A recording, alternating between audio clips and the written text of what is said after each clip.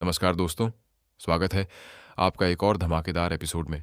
आज का सीन देखकर आपके होश उड़ने वाले हैं क्योंकि आज हमारा हीरो मौत को छूकर वापस आने वाला है। चलिए, बिना टाइम वेस्ट किए शुरू करते हैं। तो दोस्तों, सीन की शुरुआत होती है एक खतरनाक बर्फीले तूफान से, जहां हवाएं तेज चल रही हैं और चारों तरफ सिर्फ बर्फ ही बर्फ है। माहौल एकदम सन्नाटे वाला है। तभी हमें कदमों की आवाज सुनाई देती है, थक थक थक। हमारा हीरो एमसी भारी कदमों से आगे बढ़ रहा है और सर्दी इतनी ज्यादा है कि उसकी हर सांस से भाप या स्टीम निकल रही है। लेकिन बंदे का टशन देखो, वो किसी जमीन पर नहीं बल्कि एक विशालकाय मरे हुए भेड़िए यानी जायंट वुल्फ की लाश के ऊपर खड़ा है। जी हाँ, उसने उस खतरनाक जानवर को हरा दिया है और अब वो सीधे उस जगह पहुंच जाता है जहां वो विच या बर्फ की रानी रहती है। वो उस विशाल जानवर के ऊपर खड़े होकर थ्रोन में बैठी उस विच को देखता है। वो डायन अपने बर्फ के सिंहासन इट्स मीन थ्रोन पर बड़े आराम से बैठी होती है, जैसे उसे किसी बात की परवाह ही ना हो। हमारा हीरो पूरे गुस्से में चिल्लाता है, ए चुड़ैल! वो ऐलान कर देता है कि पिछले 20 सालों से जो लड़ाई चल रही थी वो आज खत्म होने वाली है। लेकिन रुको, यहाँ एक ट्विस्ट है। आमतौर पर हीरो कहते हैं कि मैं दुनिया को बचाऊंगा, लेकिन ये बंदा अलग है। ये चिल्लाकर कहता है, मैं आज तुझे मार डालूंगा और फिर इस दुनिया को अपने कब्जे में ले लूंगा। यानी भाई साहब खुद दुनिया पर राज करना चाहते हैं। ये कोई शरीफ हीरो नहीं लगता। इतनी बड़ी धमकी सुनने के बाद आप सोचेंगे कि वो रानी डर जाएगी? बिल्कुल नहीं। वो बस अपनी गालों पर हाथ रखती है और एक रहस्यमयी यानी मिस्टीरियस मुस्कान देती है और कहती है, हम ऐसा लग रहा है कि उसे इस लड़झके की बातों में मजा आ रहा है, या फिर वो उसे अपने लायक प्रतिद्वंदी इट्स मीन ओपोनेंट समझ ही नहीं रही है। अब आगे क्या होगा? क्या ये हीरो सच में विलन बन जाएगा या ये विच का कोई और ही प्लान है? तुम्हें क्या लगता है? तुम कमेंट में जरूर बताना। तो फिर उसी सीन में आते हैं जहां माहौल एकदम गर्म, मतलब एकदम ठंडा हो गया है। हीरो की धमकी सुनकर वो आइस क्वीन जरा भी इंप्रेस नहीं हुई। वो बड़े ही सुकून से अपने सिंहासन से उठती है और कहती है, बेटा, ये तेरे ख्याली पुलाव हैं। फिर वो एक डरावना सच बताती है, पिछले 1000 सालों में हजारों शूरवीर आए, लेकिन उसके इस आइस पैलेस से कोई जिंदा वापस नहीं गया। और अब वो ऐलान कर देती है कि हमारे हीरो का भी वही हाल होने वाला है। और फिर शुरू होता है असली एक्शन। आइस क्वीन अपना हाथ ऊपर उठाती है और अपनी जादुई ताकत माना को रिलीज करती है। वो गुस्से में चिल्लाती है, मैं तुझे यहां आने का पछतावा करवा दूंगी। हवा में बर्फ के बड़े बड़े और नुकीले भाले आइस शार्ड्स बनने लगते हैं। ये कोई मामूली बर्फ नहीं है, ये किसी की भी जान ले सकती है। फिर तभी आइस क्वीन चिल्लाकर बोलती है, हेवनली डेमन! मतलब हमारे एमसी का निक नेम जानती है।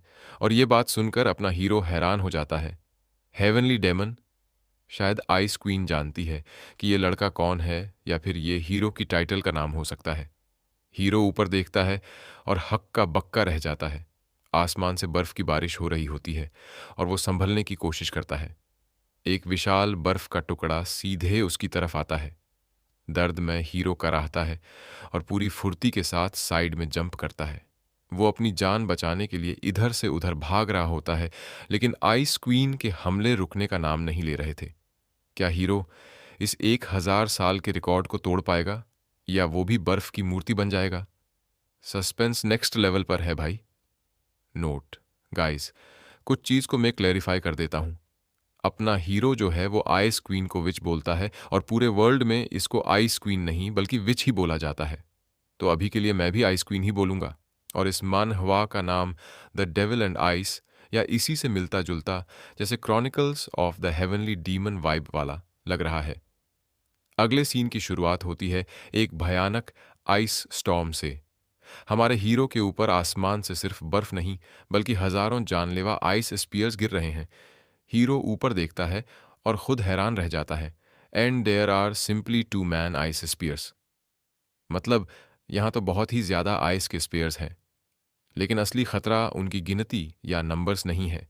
जब हीरो अपनी स्पिरिचुअल सेंस का इस्तेमाल करता है तो उसकी आंखें खुली की खुली रह जाती हैं।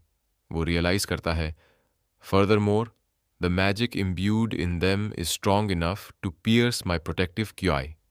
मतलब दोस्तों, अगर उसने अपनी बॉडी पर प्रोटेक्टिव ची की शील्ड भी बनाई तो ये जादुई भाले उसे कागज की तरह फाड़ देंगे।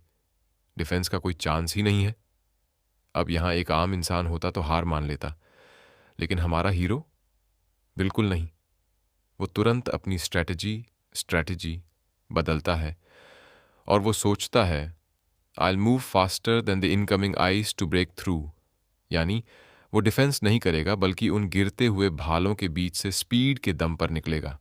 और अगले ही पल, बूम, वो अपनी सीक्रेट टेक्निक एक्टिवेट करता है, हेवनली वॉइड फ्लाइट।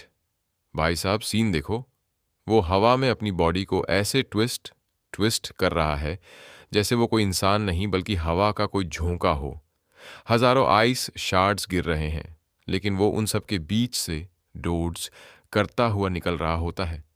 उसकी रफ्तार इतनी तेज होने के बावजूद भी वो अपने आप को बड़ी मुश्किल से बचा रहा होता है, और वो अपने मैन में सोचता है कि सो फास्ट, मतलब उसका अटैक बहुत ज्यादा ही तेज है और वो उस नामुमकिन बैराज को चीरता हुआ जमीन की तरफ बढ़ रहा है। वो जमीन पर लैंड करता है, लेकिन क्या वो पूरी तरह बच पाया या नहीं? फिर दूसरे सीन में दिखाया जाता है कि शायद इतनी स्पीड के बावजूद कुछ आइस शार्ड्स उसे ग्रेज कर गए हैं। उसकी सांस फूल रही है और बस आइस क्वीन इसी पल का इंतजार कर रही थी कि जैसे ही हीरो थोड़ा वल्नरेबल हुआ तभी ही उस पर अटैक कर दूंगी। फिर दूसरे सीन में हमारा हीरो सोचता है कि अगर ऐसी ही बात है तो इन दैट केस मुझे इसके अटैक से भी ज्यादा फास्टर होना होगा, ताकि ये जो आइस के सोर्ड है वो लग ना जाए। फिर वह अपने मन में सोचता है कि मुझे अपने डिस्टेंस को काम करना पड़ेगा और जितना पास हो सके उतना पास इस आइस विच के जाना पड़ेगा। और ये इस विच कुछ ही समय मैं अपने बहुत मासिव अटैक को अनलेसाश करने वाली है, और ये जैसे ही अटैक करेगी मुझे उसी पल ओपनिंग देखना पड़ेगा, और जैसे ओपनिंग दिखेगा मैं इसी बीच उस पर अटैक कर दूंगा। ये बोलते बोलते वह आगे की तरफ बढ़ रहा होता है, जो देखकर आइस विच कहती है, यू स्लिपरी रैट, मतलब कितनी बार तू मेरे अटैक को डोज करो। फिर आगे बोलती है, देखते हैं इस बार तू कैसे डोज करेगा। इतना बोलते ही वो एक मैजिक कास्ट करने लग जाती है और अपने माइंड रिलेम में आइस की स्पिरिट को आवाज़ देती है। और फिर आइस विच कहती है, आइस की स्पिरिट्स मुझे पावर दो ताकि मैं अपने एनिमी को अनाहिलेट कर सकूं। इतना बोलकर एक मैजिक कास्ट करने लगती है और फिर इतने में ही अपना हीरो यानी एमसी उस पर चिल्लाते हुए कहता है कि विचार आऊं मैं तुम्हारा सर फोड़ने के लिए। इतना बोलकर उसे पर अटैक करने के लिए आगे बढ़ जाता है और सामने से आइस क्वीन भी आपने एक अटैक को तैयार कर रही होती है। और जैसे ही दोनों का अटैक तैयार हो जाता है और वैसे ही वह दोनों एक दूसरे पर अटैक कर देते हैं, जिससे पावर का बहुत बड़ा इम्पैक्ट पैदा होता है, जिसे आइस क्वीन तो बड़े मज़े से इस अटैक को संभाल लेती है, लेकिन अपना हीरो इस चीज़ को संभाल नहीं पा रहा होता है और वह काफ़ी मुसीबत में होता है, यानी काफ़ी तकलीफ में इस अटैक को संभाल रहा होता है, जिस वजह से अपने हीरो के चेहरे पर आइस स्वॉर्ड उसके चेहरे को पियर्स कर रहे होते हैं। और अपना हीरो इस अटैक को ना झेल पाने के कारण काफ़ी ज़्यादा गुस्से में होता है और अपने मन में कहता है, damn it, I missed my chance to attack, मतलब धत तेरी की, मैंने अपना चांस गवा दिया अटैक करने का। और वह जैसे ही ज़मीन पर उतरता है वैसे ही उसे पता चल जाता है कि मैं इसे दूर से नहीं हरा पाऊंगा, और इसकी जो मैजिक कास्ट करने की स्पीड है बहुत ही ज़्यादा तेज़ है और वह कोई सेंस ही नहीं बना रही, क्योंकि जो मैजिक कास्टिंग की स्पीड है वह बहुत ही ज़्यादा है नॉर्मल से। और फिर अपने मन में सोचता है कि मुझे पहले से ही पता था कि इसे हराना कोई आम बात नहीं है, ना ही कोई ईजी काम है। और फिर सामने से आइस क्वीन या आइस विच बोलती है कि हेवनली डीमन तुम मर जाओ। इससे पहले मैं तुमसे एक चीज़ पूछना चाहती हूँ।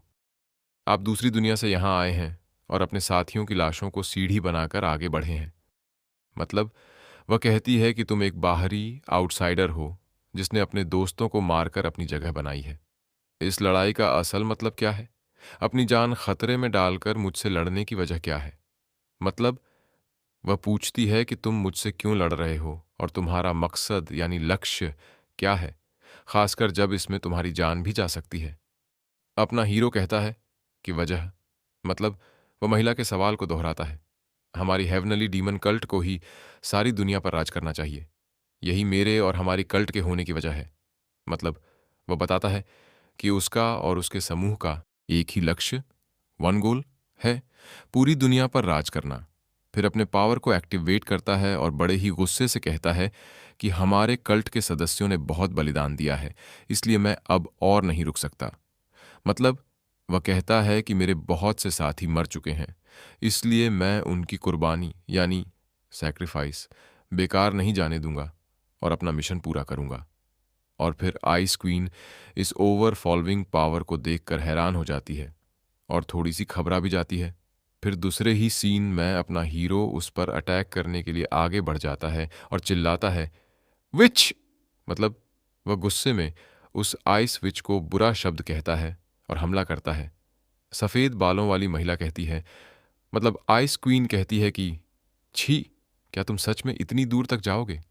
मतलब महिला हैरानी और तिरस्कार, कंटेम्प्ट से पूछती है कि क्या वह पुरुष सच में अपनी पूरी ताकत से हमला करने वाला है, या क्या वह किसी हद को पार करने वाला है? भूरे बालों वाला पुरुष यानी हीरो कहता है कि इस बार मैं तुमको खत्म कर दूंगा।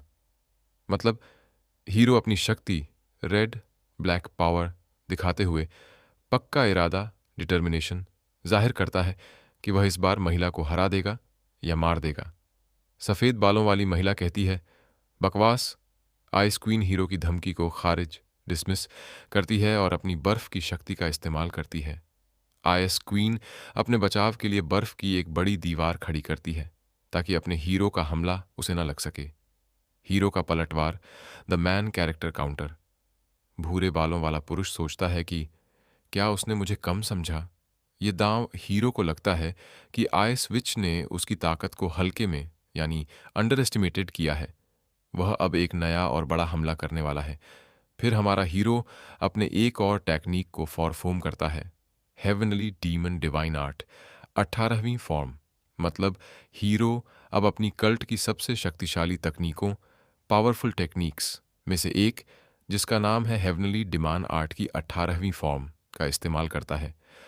अपना हीरो सोचता है कि इस बर्फ की दीवार को देखकर एक बचाव करने वाली तकनीक, क्या उसे पता चल गया कि वह इस अटैक को हमला करके नहीं रोक सकती?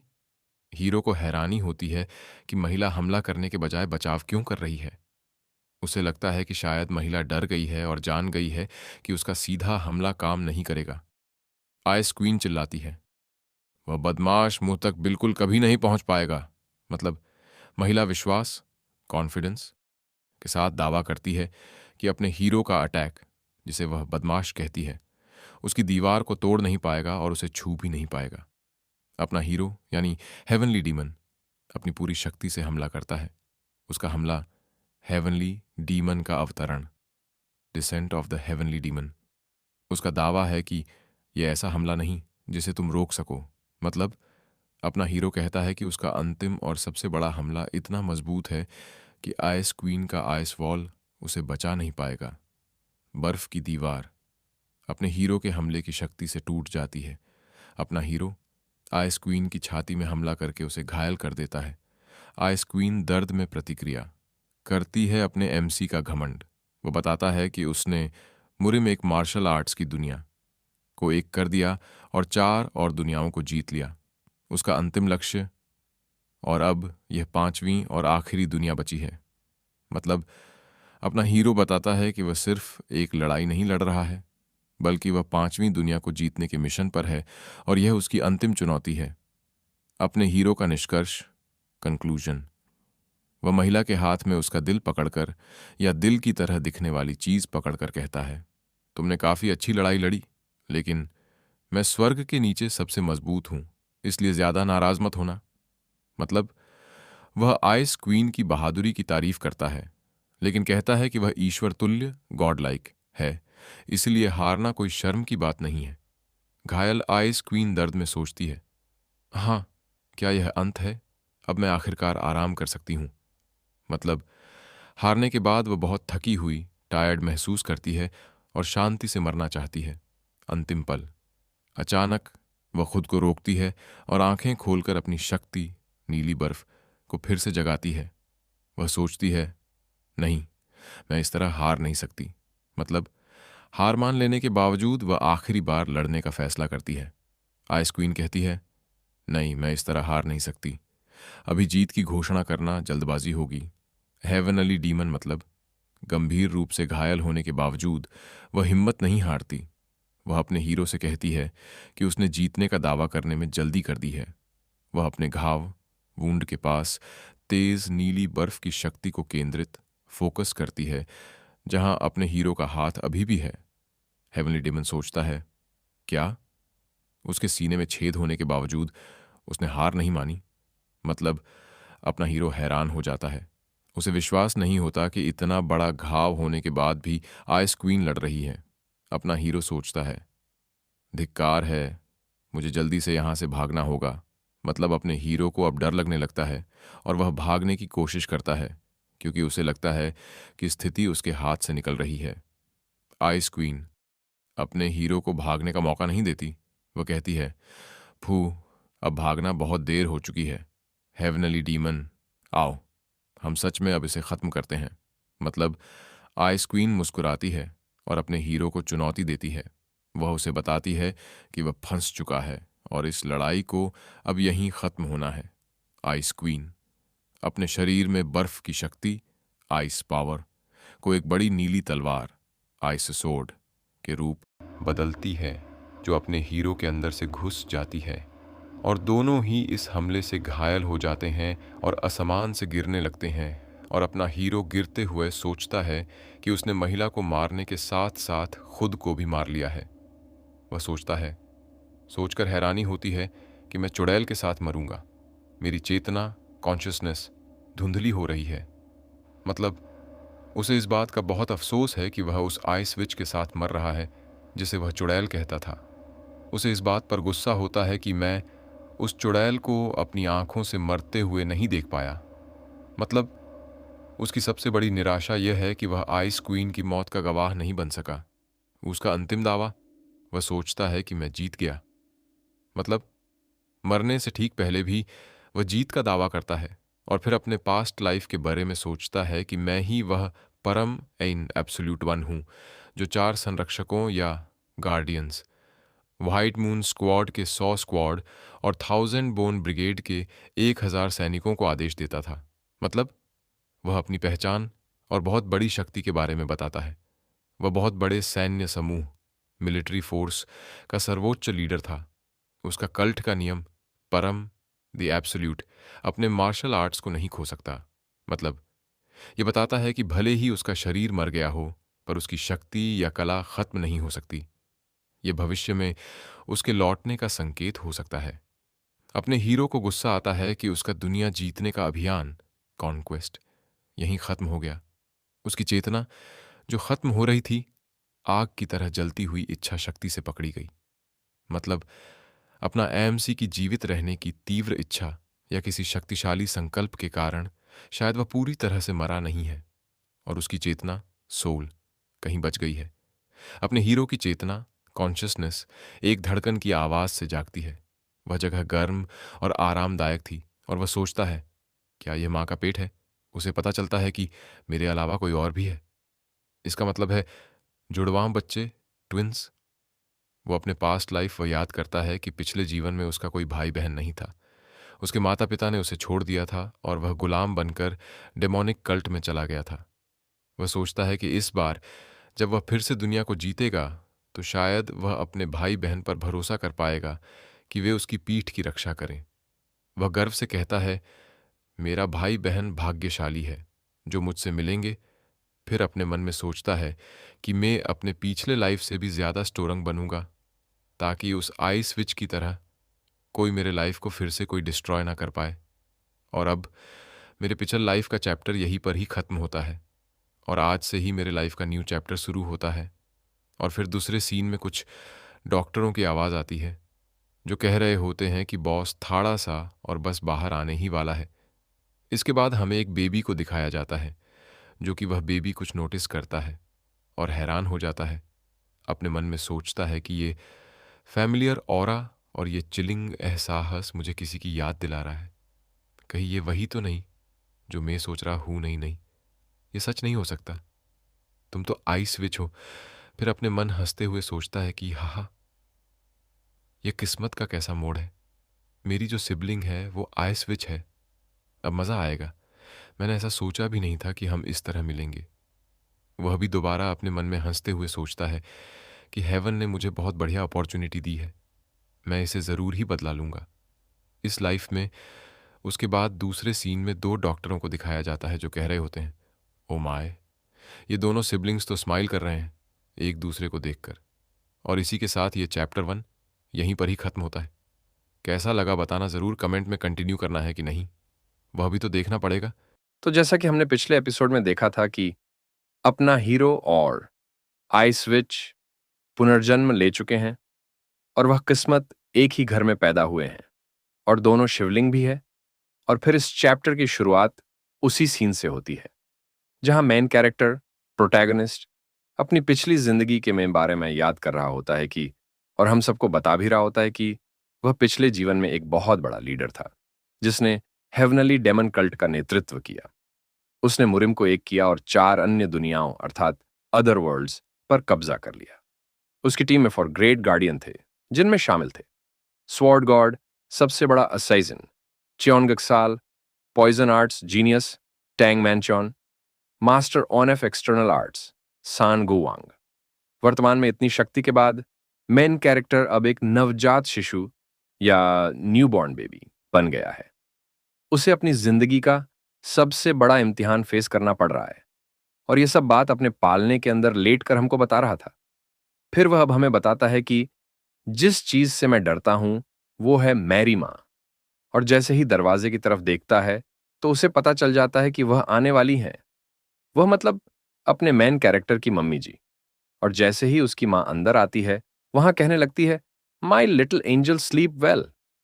मतलब क्या मेरा मेरा बेटा अच्छे से सोया।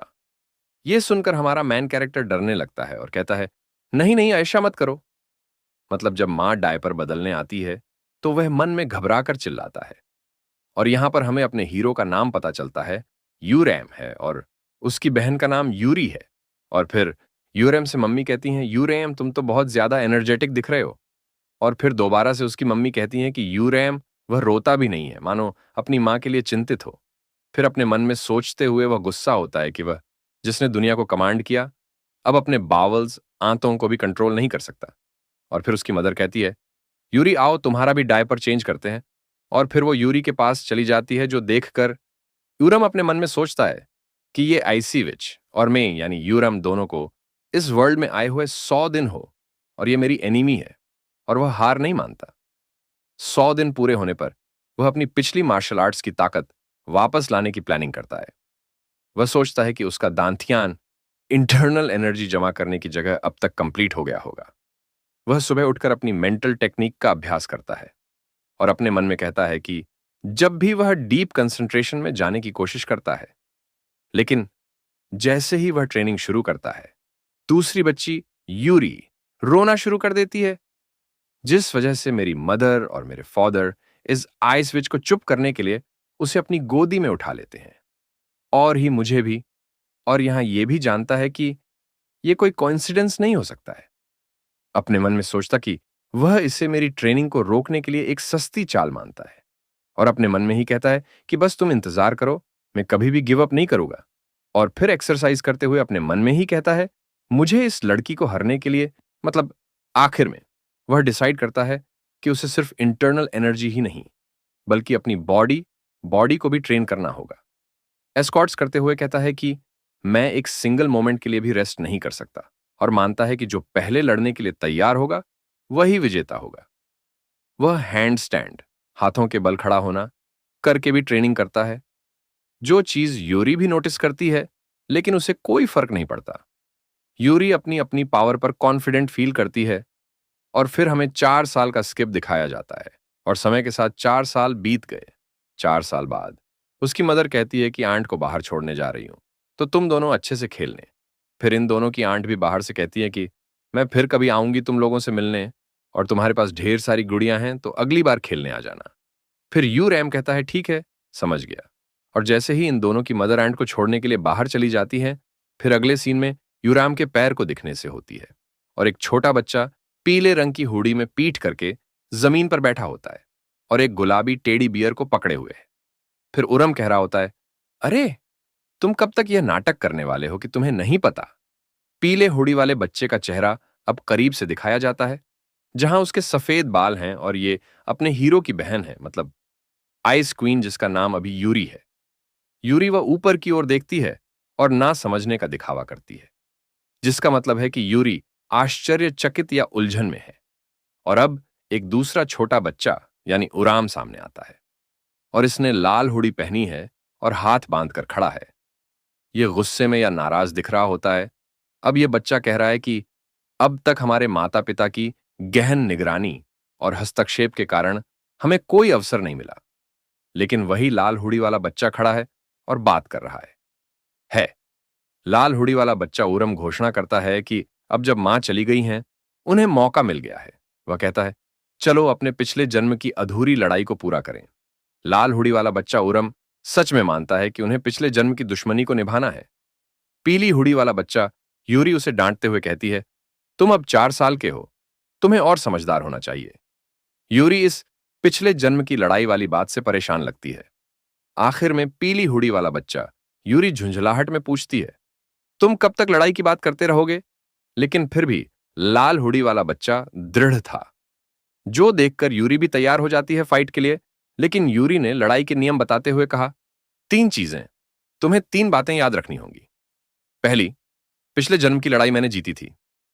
रेड हुडी वाला बच्चा यूरैम चौंक गया और कहा, क्या? लाल हुडी वाला बच्चा हंसा, मुझे हंसाओ मत। फिर अपने मन में कहा, जीतने के लिए पहले हमला करो ताकि तुम अपर हैंड रहो। और अगले ही पल वह जोरदार मुक्का मारने के लिए झपटा। लेकिन यूरी ने अपने हाथ में रखे हुए टेडी बियर से इस अटैक को ब्लॉक किया और फिर से उरम ने दूसरा अटैक भी कर दिया, जो जाकर टेडी बियर के पेट में लगा, जिसे यूरी तो ब्लॉक कर लेती है। लेकिन यहां यूरम रुकने के मूड में नहीं होता है और इस बार हमला सीधा यूरी पर करने की कोशिश करता है अपने किक से, लेकिन यूरी आसानी से डोज कर लेती है। पीली हुडी वाला बच्चा यानी यूरी बिना डरे असमान में उड़ रही होती है और उसने घोषणा की, दूसरी बात, तुम्हारे विपरीत जो शारीरिक क्षमताओं पर निर्भर करते हो, मैं जादू का इस्तेमाल करती हूं। उसकी उंगलियों से नीली रोशनी फूटने लगी, इसलिए मेरी शक्ति के इस्तेमाल पर कोई मेजर रिस्ट्रिक्शन नहीं है। एक पल में उसने जोरदार जादुई हमला किया। लाल हुडी वाला बच्चा यूरम एक चीख के साथ जमीन पर गिर गया और उसके चारों ओर काली डरावनी छाया वाली आकृतियां उसे घेरने लगीं। वह खिलौनों के ढेर के नीचे दबा हुआ था, मुंह से दर्द भरी आवाज निकल रही थी। पीली हुडी वाला बच्चा यूरी शांत और गंभीर हो गया। अब वह अपनी बात पूरी कर रहा था। तीसरी बात, उसकी आवाज ऊंची हो गई। उसके चेहरे पर एक दृढ़ संकल्प था, तुम भविष्य में फिर से प्रशिक्षण लेकर मुझे हराओ या नहीं, इससे कोई फर्क नहीं पड़ता, लेकिन तुम्हें यह सुनिश्चित करना होगा कि हमारे माता पिता को कोई नुकसान न पहुंचे। उसने नीचे झुके हुए प्रतिद्वंदी को देखा, समझे? कोई जानलेवा द्वंद्व, लाइफ और डेथ ड्यूल्स नहीं। उसकी आवाज अब नरम थी लेकिन गहरी। इस जीवन में पसंद हो या नहीं, हम परिवार हैं। हमें ऐसा कुछ नहीं करना चाहिए जिससे हमारे माता पिता को दुख हो। खिलौनों के बीच हवा में उड़ते हुए पीली हुडी वाले बच्चे यूरी ने आखिरी फैसला सुनाया, हमारा पिछला जीवन अब मायने नहीं रखता और यह तुम नहीं है, यह बड़ी बहन, ओल्डर सिस्टर है। लाल हुडी वाले यूरम बच्चे ने जमीन से ऊपर देखा, थोड़ा नाराजगी में टीच करते हुए। बाहर रात का अंधेरा छा चुका था और घरों की खिड़कियों में पीली रोशनी चमक रही थी, जैसे सब कुछ शांत और सामान्य हो गया हो। 2 बच्चों के बीच की पिछले जन्म की लड़ाई समाप्त हो चुकी थी, जिसे परिवार के बंधन और जादू की शक्ति ने खत्म कर दिया था। रात में दोनों बच्चे अपनी अपनी छोटी बिस्तरों पर लेटे थे। लाल हुडी वाला बच्चा उराम अभी भी जागा हुआ था। अतीत की स्मृतियां उसके मन में घूम रही थीं। ये क्यों है, उसने सोचा। अगर वह वही फ्रॉस्टविच है जिसे मैं जानता था, ऐसा कोई तरीका नहीं है जिससे वह मुझे अकेला छोड़ दे। शायद वह इसलिए इतनी दयालु थी क्योंकि वह बहुत कमजोर था, उसके समय के लायक नहीं। या क्या वह सचमुच मुझे अब परिवार मानती है? अब सीन चेंज होता है। यूरी की तरफ जो कुछ सोच रही होती है। एक पल के लिए उसकी आंखें अतीत के युद्ध में भटक गईं। उसने खुद को आग की लपटों के बीच देखा, जहां उसके पिछले जन्म की स्वयं की एक मेमोरी होती है, जहां वो सोचती है कि ये मेन हु पास्ट लाइफ की, और उसी के सामने एक लाल बालों वाली महिला थी जो बार बार मारी गई थी। मतलब अपनी आई स्विच ने बार बार इसे मारा था, और उसकी पुरानी यादें उसके दिमाग में आती हैं। यूरी पिछली जिंदगी के अपने मोस्ट प्रेशियस पर्सन, सबसे खास व्यक्ति को देखती है, जो घायल होकर जमीन पर पड़ा है।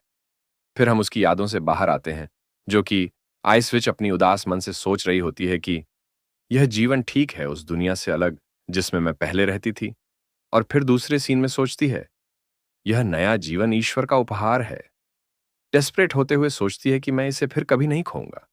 बिल्कुल नहीं, अपने आप से वादा करती है कि वह उसे फिर से नहीं खोएगी। I want lose it again. और उस रात दोनों बच्चे शांत बिस्तर पर लेटे रहे।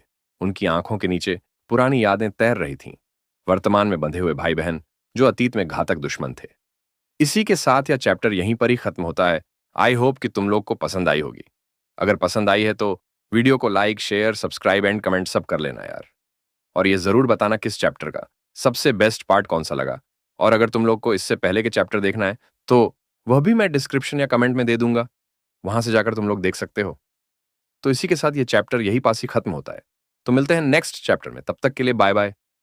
आज हम एक और न्यू चैप्टर को एक्सप्लेन करेंगे और पिछले चैप्टर के थोड़े से इंट्रो के साथ।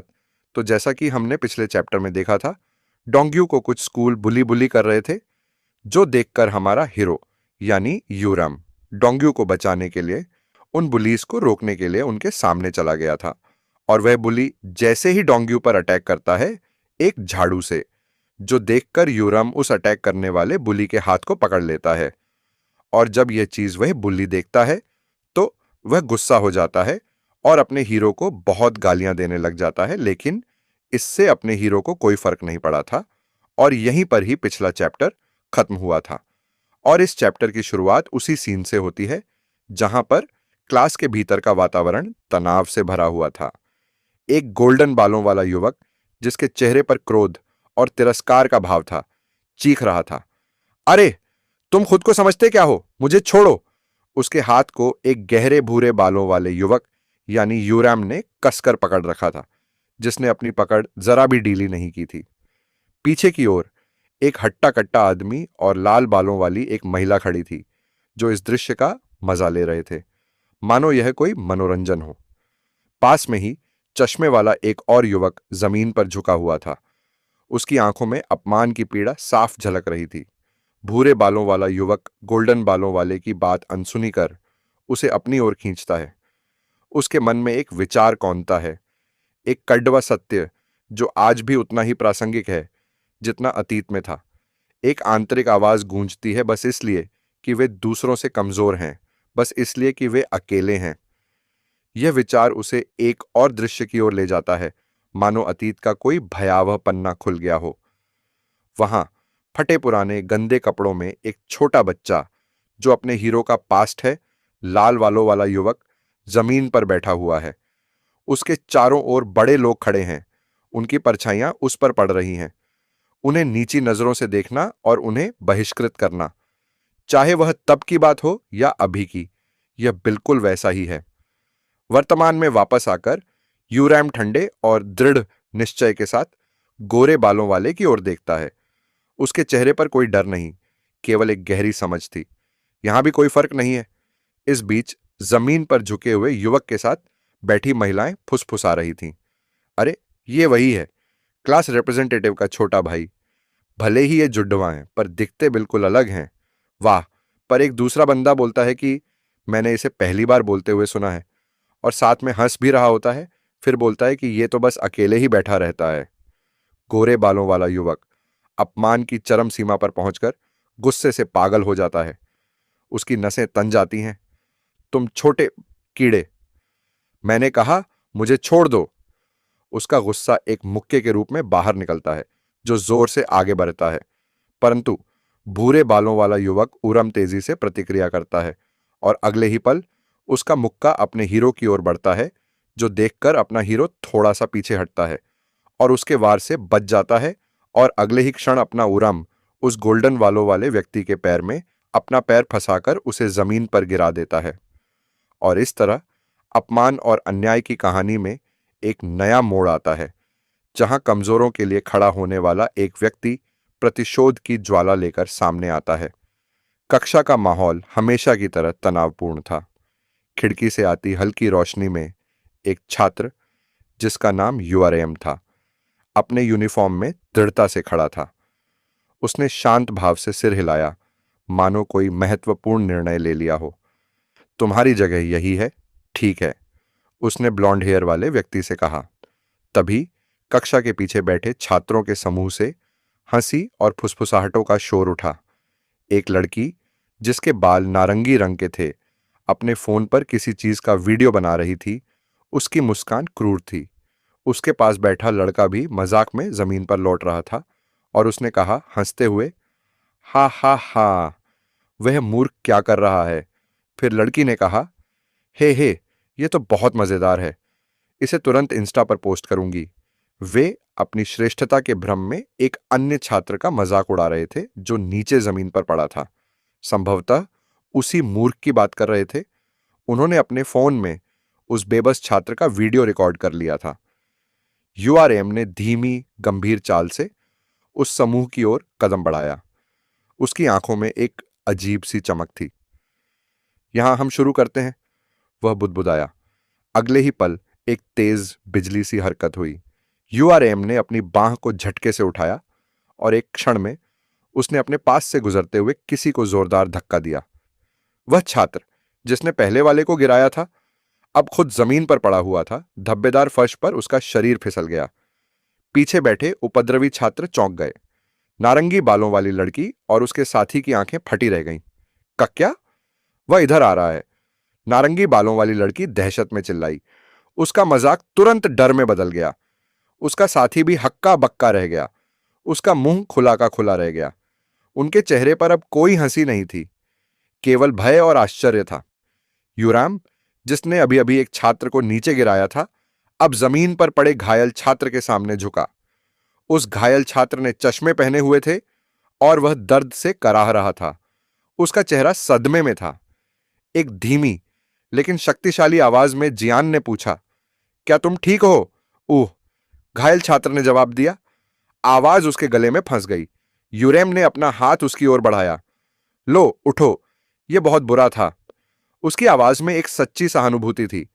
उसने उस छात्र को सहारा देकर उठाया। फिर यूआरएम ने धीरे से पीछे मुड़कर उन उपद्रवी छात्रों की ओर देखा। उसकी निगाहें ठंडक भरी थीं। कोई फर्क नहीं पड़ता कि तुम कहां जाते हो, उनके जैसा कचरा हमेशा होता है, उसने कहा। पीछे बैठी नारंगी बालों वाली लड़की ने राहत की सांस ली, क्योंकि उसे लगा था कि जियान उसके लिए आ रहा है। मुझे डर लग गया था, लगा कि वह मेरे लिए आ रहा है, उसने सोचा। लेकिन उसका साथी, जो अभी भी सदमे में था, यूरैम के शब्द सुनकर क्रोधित हो गया। उनके एक साथी ने सोच, क्या कचरा? कक्षा में चुप्पी छा गई। यूरैम ने अपना काम पूरा कर लिया था, कमजोर को बचाया और उपद्रवी को लताड़ लगाई। वह एक नायक की तरह वहां खड़ा रहा, जिसने क्षण भर में ही कक्षा के अंदर न्याय स्थापित कर दिया था। उरम ने उस मजाक उड़ाने वाले लड़के को कचरा कहकर संबोधित किया था और यह शब्द सुनते ही उस समूह का नेता, एक बलिष्ठ और ऊंचे कद का छात्र, भड़क उठा। क्या कचरा? लड़के के मुंह से यह प्रश्न तब निकला जब उरम ने पीछे मुड़कर देखा। नारंगी बालों वाली लड़की और उसके साथी ने भी अपनी निगाहें उस ऊंचे मजबूत दिखने वाले लड़के की ओर घुमाई। तभी भीड़ में से एक गठीला छात्र, जिसका चेहरा गुस्से से तमतमा रहा था, उरम की ओर एक कदम बढ़ाया। उसकी आंखें लाल थीं और उसने कठोर आवाज में उरम से पूछा, क्या तुम बकवास करना बंद कर चुके हो? उरम ने बिना किसी डर के उसका सामना किया। उसके चेहरे पर एक शांत, भयानक मुस्कान थी। क्या तुम बहरे हो? क्या मुझे फिर से कहना चाहिए? और फिर एक ठंडी, स्पष्ट आवाज में उसने दोहराया, तुम कचरे के टुकड़े हो। इससे पहले कि वह मजबूत छात्र कुछ कहता, सुनहरे बालों वाला लड़का, जिसे उरम ने अभी अभी गिराया था, गुस्से में तिलमिला उठा। उरम ने उसे कचरा कहा था और यह अपमान उसे सहन नहीं हुआ। वह घुटनों के बल झुका हुआ था, लेकिन उसकी आंखों में प्रतिशोध की आग जल उठी। मर जा, कमीने! उसने जोर से चिल्लाया और पूरी ताकत से एक मुक्का उरम की ओर फेंका। यह एक अदम्य, क्रोधित हमला था, जिसने फर्श पर धूल उड़ा दी। उरम ने बिना पलक झपकाए केवल एक त्वरित गति से उस मुक्के को चकमा दिया। उसकी फुर्ती अविश्वसनीय थी। सुनहरे बालों वाला लड़का सदमे में आ गया। उसके मुक्का खाली हवा में चला गया। उरम की आंखें, जो अब लाल रंग से चमक रही थीं, उस लड़के की ओर घूमी। क्या बस इतना ही है? उसने व्यंग्य किया। अगले ही पल उरम ने अपने शरीर को घुमाया और जोरदार लात मारी। वह लात इतनी तेज थी कि हवा भी चीख उठी। लात सुनहरे बालों वाले लड़के के पेट पर पड़ी और वह हवा में उछलकर जमीन पर गिर पड़ा। एक तेज दर्द की चीख उसके मुंह से निकली। कुह हे, ठीक है। वह दर्द से कराहता हुआ जमीन पर पड़ा रहा। उरम का बूट उसके सीने पर पड़ा था, मानो उसे कुचल रहा हो। मजबूत छात्र, नारंगी बालों वाली लड़की और उसके साथी स्तब्ध रह गए। उन्होंने अपने साथी को इतनी आसानी से और इतने निर्णायक रूप से हारते हुए कभी नहीं देखा था। भय और अविश्वास ने उन्हें जकड़ लिया। कक्षा में अब पूरी तरह सन्नाटा था। उरम, जिसने अपनी बात को सिद्ध करने के लिए बल का प्रयोग किया था, अब शांति से खड़ा था। उसने साबित कर दिया था कि कचरा कौन था और उसने अपमान का जवाब शक्ति से दिया था। सुनहरे बालों वाला लड़का दर्द से जमीन पर कराह रहा था। उरम का जूता उसके सीने पर पड़ा था। उरम ने ऊपर से नीचे की ओर देखते हुए उपेक्षा भरे स्वर में पूछा, क्या यह वार्म अप कहने लायक भी है? कमरे में मौजूद बाकी सभी स्तब्ध थे। तभी ऊंचे कद का छात्र, जो इस समूह का नेता प्रतीत होता था, क्रोध से लाल हो गया। उसके नथुने फड़क रहे थे। ओए बदमाश, वह गुर्राया। उसकी बगल में खड़ी नारंगी बालों वाली लड़की और उसके साथी के चेहरे पर अब डर के साथ साथ एक गहरी साजिश का भाव था। ऊंचे कद के छात्र ने अपनी मुट्ठियां भींचता हुआ उरम की ओर एक कदम बढ़ा। क्या तुम्हारी बकवास खत्म हो गई है? उसने पूछा। उरम ने बिना किसी डर के आत्मविश्वास से जवाब दिया। क्या तुम बहरे हो? क्या मुझे फिर से कहना चाहिए? और फिर एक ठंडी स्पष्ट आवाज में उसने दोहराया, तुम सब कचरे के टुकड़े हो। ठीक उसी पल लंबी सफेद बालों वाली लड़की यूरी शांत लेकिन आधिकारिक लहजे में दृश्य में प्रवेश करती है। उसने गंभीर चेहरे के साथ उरम और अन्य छात्रों को देखा। तुम अभी क्या कर रहे हो? यूरी ने पूछा। क्या तुम सच में क्लासरूम में लड़ रहे हो? नारंगी बालों वाली लड़की को तुरंत एक मौका मिला। उसने अपने फोन को दिखाते हुए, जहां अभी भी उस गिरे हुए छात्र का वीडियो रिकॉर्ड हो रहा था, तेजी से बात पलटने की कोशिश की। ओए, जरा तथ्यों को ठीक करो, वह ऊंचे कद के छात्र से बोली। तुम्हारी तरफ वाला ही उसे बुरी तरह पीट रहा है ना? उरम ने अपनी ठोड़ी को छूते हुए इस निराधार आरोप पर बस एक हल्की सी उपेक्षा भरी नजर डाली।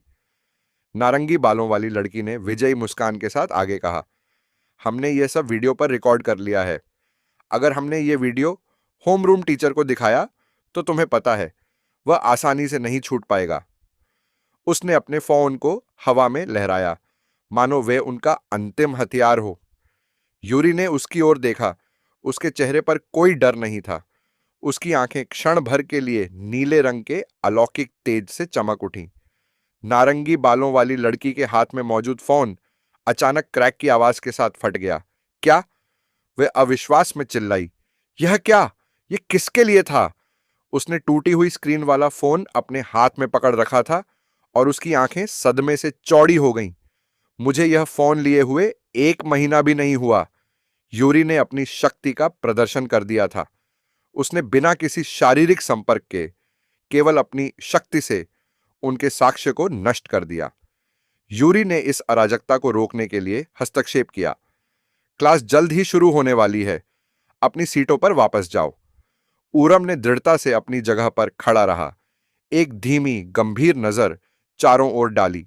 ऊंचे कद के छात्र ने, जिसके चेहरे पर अब पूरी तरह से गुस्सा और लाचारी झलक रही थी, उरम की ओर देखते हुए आखिरी धमकी दी। ओए, बस इंतजार करो। उरम ने बिना कुछ बोले केवल मौन में उस चुनौती को स्वीकार कर लिया। कक्षा का यह छोटा युद्ध विराम पर था, लेकिन हर कोई जानता था कि यह सिर्फ शुरुआत थी। कक्षा में उपद्रव और टकराव के बाद वहां एक अजीब सी शांति छा गई थी। उरम और यूरी दोनों ही क्लासरूम से बाहर स्कूल के बरामदे या रास्ते पर खड़े थे। सूरज की रोशनी उन पर पड़ रही थी।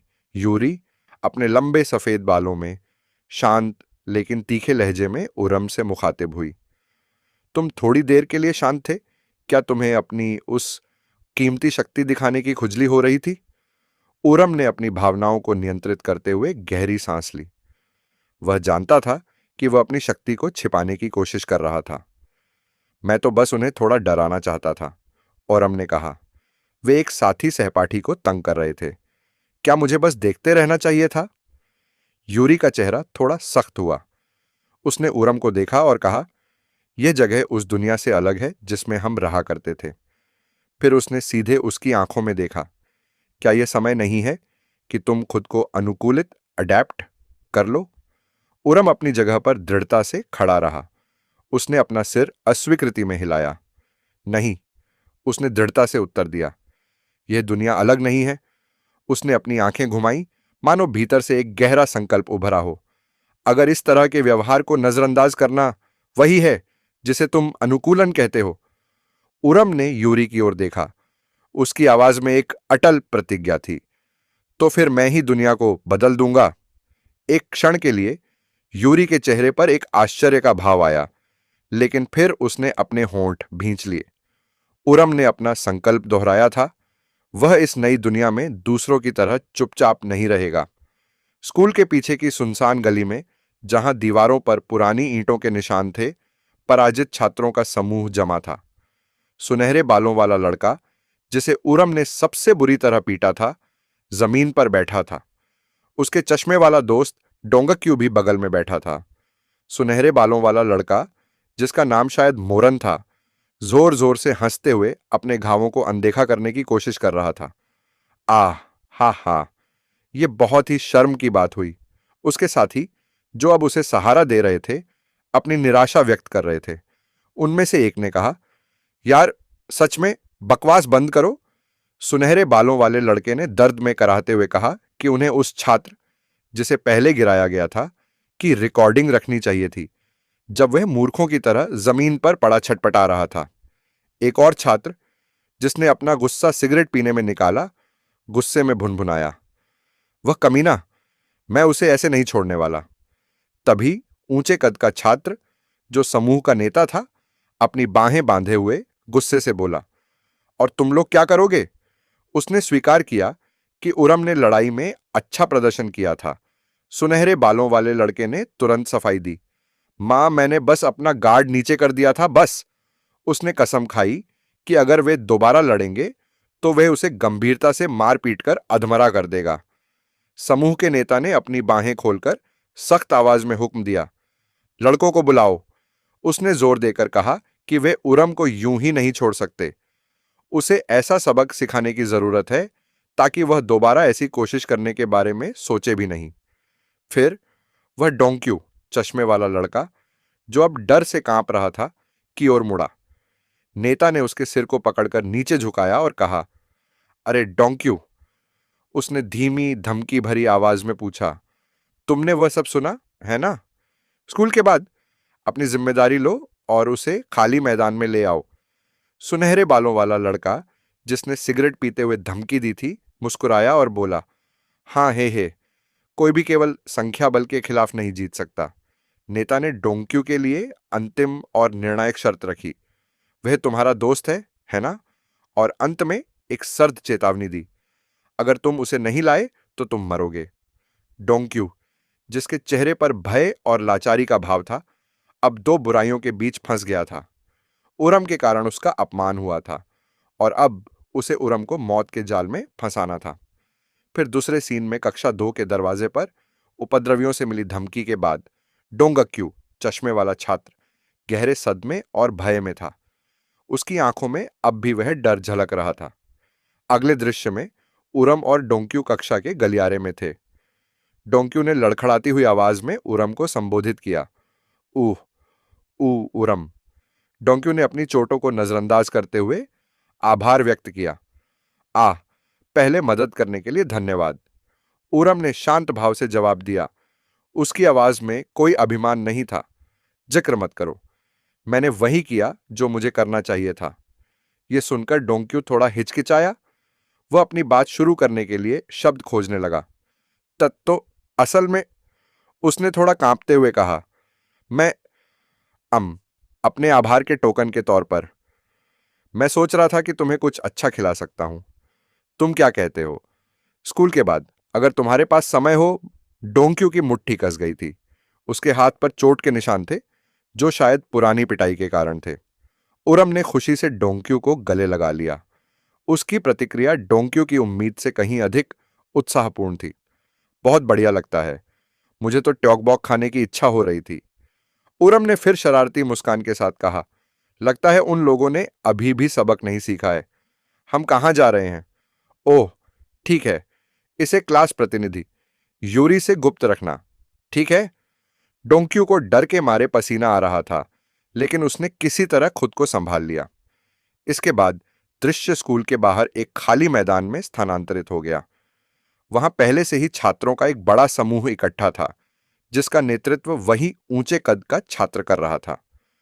उसके साथ वह छात्र भी था जिसने सिगरेट पीकर धमकी दी थी। सिगरेट पीने वाले छात्र ने आसमान में डूबते सूरज की रोशनी में मुस्कुराते हुए कहा, आह, वह आ गया।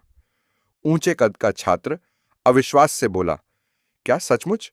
उरम अनजाने में अपने विश्वासघाती मित्र के साथ उस जगह पर कदम रख चुका था जहां कई सारे छात्र उसका इंतजार कर रहे थे। ये एक ऐसे जाल में फंसना था जिसका परिणाम बहुत भयानक होने वाला था। स्कूल के पीछे डूबते सूरज की सुनहरी नारंगी रोशनी में उरम उस खाली मैदान पर पहुंच चुका था।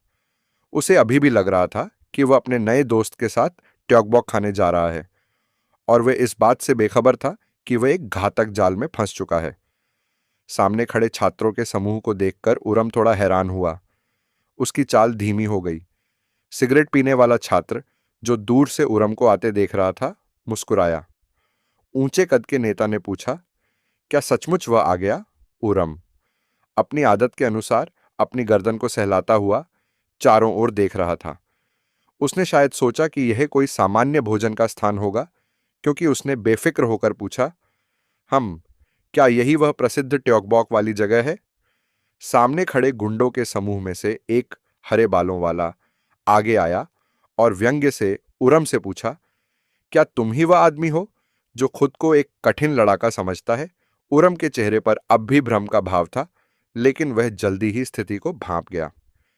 पीछे खड़े उसके पुराने प्रतिद्वंद्वी, ऊंचे कद का छात्र और उसके दोस्त फुसफुसाए, वह क्या बकवास कर रहा है, यह पागल कमीना। और उन्हें समझ आ गया, लगता है उस छोटे से कमीने डोंक्यू ने झूठ बोलकर इसे यहां फंसाया है। उन्होंने उरम पर दया दिखाते हुए कहा, तुम्हारे लिए बुरा लगा दोस्त, हम यहां ऐसी चीजें नहीं परोसते हैं। उरम ने अपने चारों ओर नजर डाली। उसकी आंखों में अब पूरी सच्चाई थी। यह ट्योक-बॉक नहीं, बल्कि बदले की दावत थी। उसने मुस्कान के साथ कहा, मैं जानता था कि तुम सब कचरे के टुकड़े हो। इस पर भीड़ में से एक गंजा छात्र, जिसकी बाईं आंख पर निशान था, सामने आया। उसके चेहरे पर एक क्रूर मुस्कान थी। वह उरम को पूरी तरह से मनोवैज्ञानिक साइको समझ रहा था और उसने पूछा, वह तो पूरी तरह से साइको है। हे, क्या तुम्हें मरने की इच्छा है? उरम ने एक कदम आगे बढ़ाया। अब उसका चेहरा शांत और दृढ़ था। उसने अपनी उंगली उस समूह की ओर उठाई। बकवास बंद करो और मेरे पास आओ। मेरे पास समय कम है। उसने अचानक अपने निजी जीवन की एक संवेदनशील बात का उल्लेख किया, जो उसकी तेजी की वजह थी। अगर मैं देर से घर जाता हूं तो मेरी बहन चिंतित हो जाती है। यह घोषणा उस बड़े समूह के लिए एक और अपमान थी। उरम उन्हें इतनी जल्दी निपटाने की बात कर रहा था कि उसकी बहन को देर ना हो। यह उरम के आसन्न वर्चस्व और उसकी अटूट शक्ति का प्रमाण था, जिससे अब खाली मैदान पर एक भयंकर युद्ध शुरू होने वाला था। और इसी के साथ यह चैप्टर यहीं पर ही खत्म होता है। तुम लोगों को यह चैप्टर कैसा लगा बताना जरूर, और यह वीडियो कैसा लगा वो भी बताना जरूर। और वीडियो खत्म करने से पहले कहना चाहूंगा कि अगर लाइक, सब्सक्राइब, कमेंट नहीं किया है तो कर देना, ताकि हमें और वीडियो डालने का मोटिवेशन मिल सके। और तुम्हें इस चैप्टर में कौन सा मूवमेंट पसंद आया बताना जरूर। तो मिलते हैं नेक्स्ट एपिसोड में या फिर नेक्स्ट चैप्टर में। तब तक के लिए बाय बाय और take care. Welcome back to the anime chi channels. आज हम डेविल एंड आइस मैन वा के चैप्टर 5 को एक्सप्लेन कर गए। वीडियो स्टार्ट करने से पहले कहना चाहूंगा कि आप लोग वीडियो तो पूरा देखते हो पर सब्सक्राइब नहीं करते। 90% बंदे ऐसे ही हैं जो सब्सक्राइब नहीं किए हैं। आप लोग अपना भाई समझ के ही सब्सक्राइब कर दो। ठीक और ज्यादा ना बकवास करते हुए पिछले की इंट्रो के साथ वीडियो स्टार्ट करते हैं। तो जैसा कि हमने पिछले चैप्टर में देखा था कि वूराम उन बुलीस से फाइट करने के लिए एकेडमी के ग्राउंड में चला गया था और उसने वहां जाकर उन बुल्लीस को चिढ़ाते हुए और उन सब की बेइज्जती करते हुए उन सब को कहता है कि अबे मेरे पास तुम लोगों के साथ खेलने के लिए टाइम नहीं है, जिसे आना है वह जल्दी आए, क्योंकि जब मैं घर पहुंचने में लेट हुआ तो मेरी बहन चिंता करने लग जाती है और ये बोलकर उन सब को देखने लग जाता है। और यहीं पर ही हमारा पिछला चैप्टर खत्म हुआ था और इस चैप्टर की शुरुआत भी उसी सीन से होती है जहां ढलते सूरज की लालिमा के बीच माहौल में तनाव इतना गहरा था कि उसे महसूस किया जा सकता था। मोरन की गैंग के गुंडे वूरम को घेरे खड़े थे। उनमें से एक, जिसके चेहरे पर अहंकार साफ झलक रहा था, वूरम को नीची निगाहों से देखते हुए बोला, रुको, क्या यह वही है? तुम बॉक्स हेड हो ना? लेकिन वूरम की प्रतिक्रिया ने उन्हें चौंका दिया। डरने या पीछे हटने के बजाय वूरम के चेहरे पर एक बेहद शांत और आत्मविश्वास से भरी मुस्कान तैर गई। उसने अपनी हथेली ऊपर की ओर उंगलियों को मोड़ते हुए उन्हें पास आने का इशारा किया। उसकी आंखों में एक ही संदेश था, क्या कर रहे हो? जल्दी आ जाओ। यह अपमान मोरन के गुंडों से बर्दाश्त नहीं हुआ। उनकी नसों में गुस्सा दौड़ गया, एक साथ चिल्लाते हुए, भाड़ में जाए सब, इसे मिलकर पकड़ो। वे भूखे भेड़ियों की तरह उस पर टूट पड़े। रात की स्ट्रीट लाइट की पीली रोशनी के नीचे लड़ाई शुरू हो चुकी थी। एक गुंडा पूरी ताकत से चिल्लाया, मर साले, हरामजादे, और अपना भारी मुक्का वूरम के चेहरे की ओर जड़ दिया। लेकिन वूरम वहां था ही नहीं। वूरम की हरकतें किसी इंसान की तरह नहीं, बल्कि हवा के झोंके जैसी थीं। जैसे ही मुक्का उसके करीब आया, उसने अपने शरीर को हल्का सा तिरछा किया। हमलावर का हाथ सिर्फ हवा को चीरता हुआ निकल गया। वूरम की आंखों में गजब की एकाग्रता थी। वह उनके हर एक वार को पहले ही भांप रहा था। अब वूरम की बारी थी। उसने सिर्फ अपना बचाव नहीं किया, बल्कि पलटवार शुरू किया। उसने सिर्फ हल्का सा उस बंदे के पैर पर अपना पैर मारा, जिसे उस बंदे बैलेंस खराब हो गया और वो जमीन पर इफार्टलेसली गिर गया। और वो बंदा भी हैरान था और एक हल्की आवाज के साथ वह एक और हमले से बचा। गुंडे बौखलाए हुए थे, वे उसे छू भी नहीं पा रहे थे।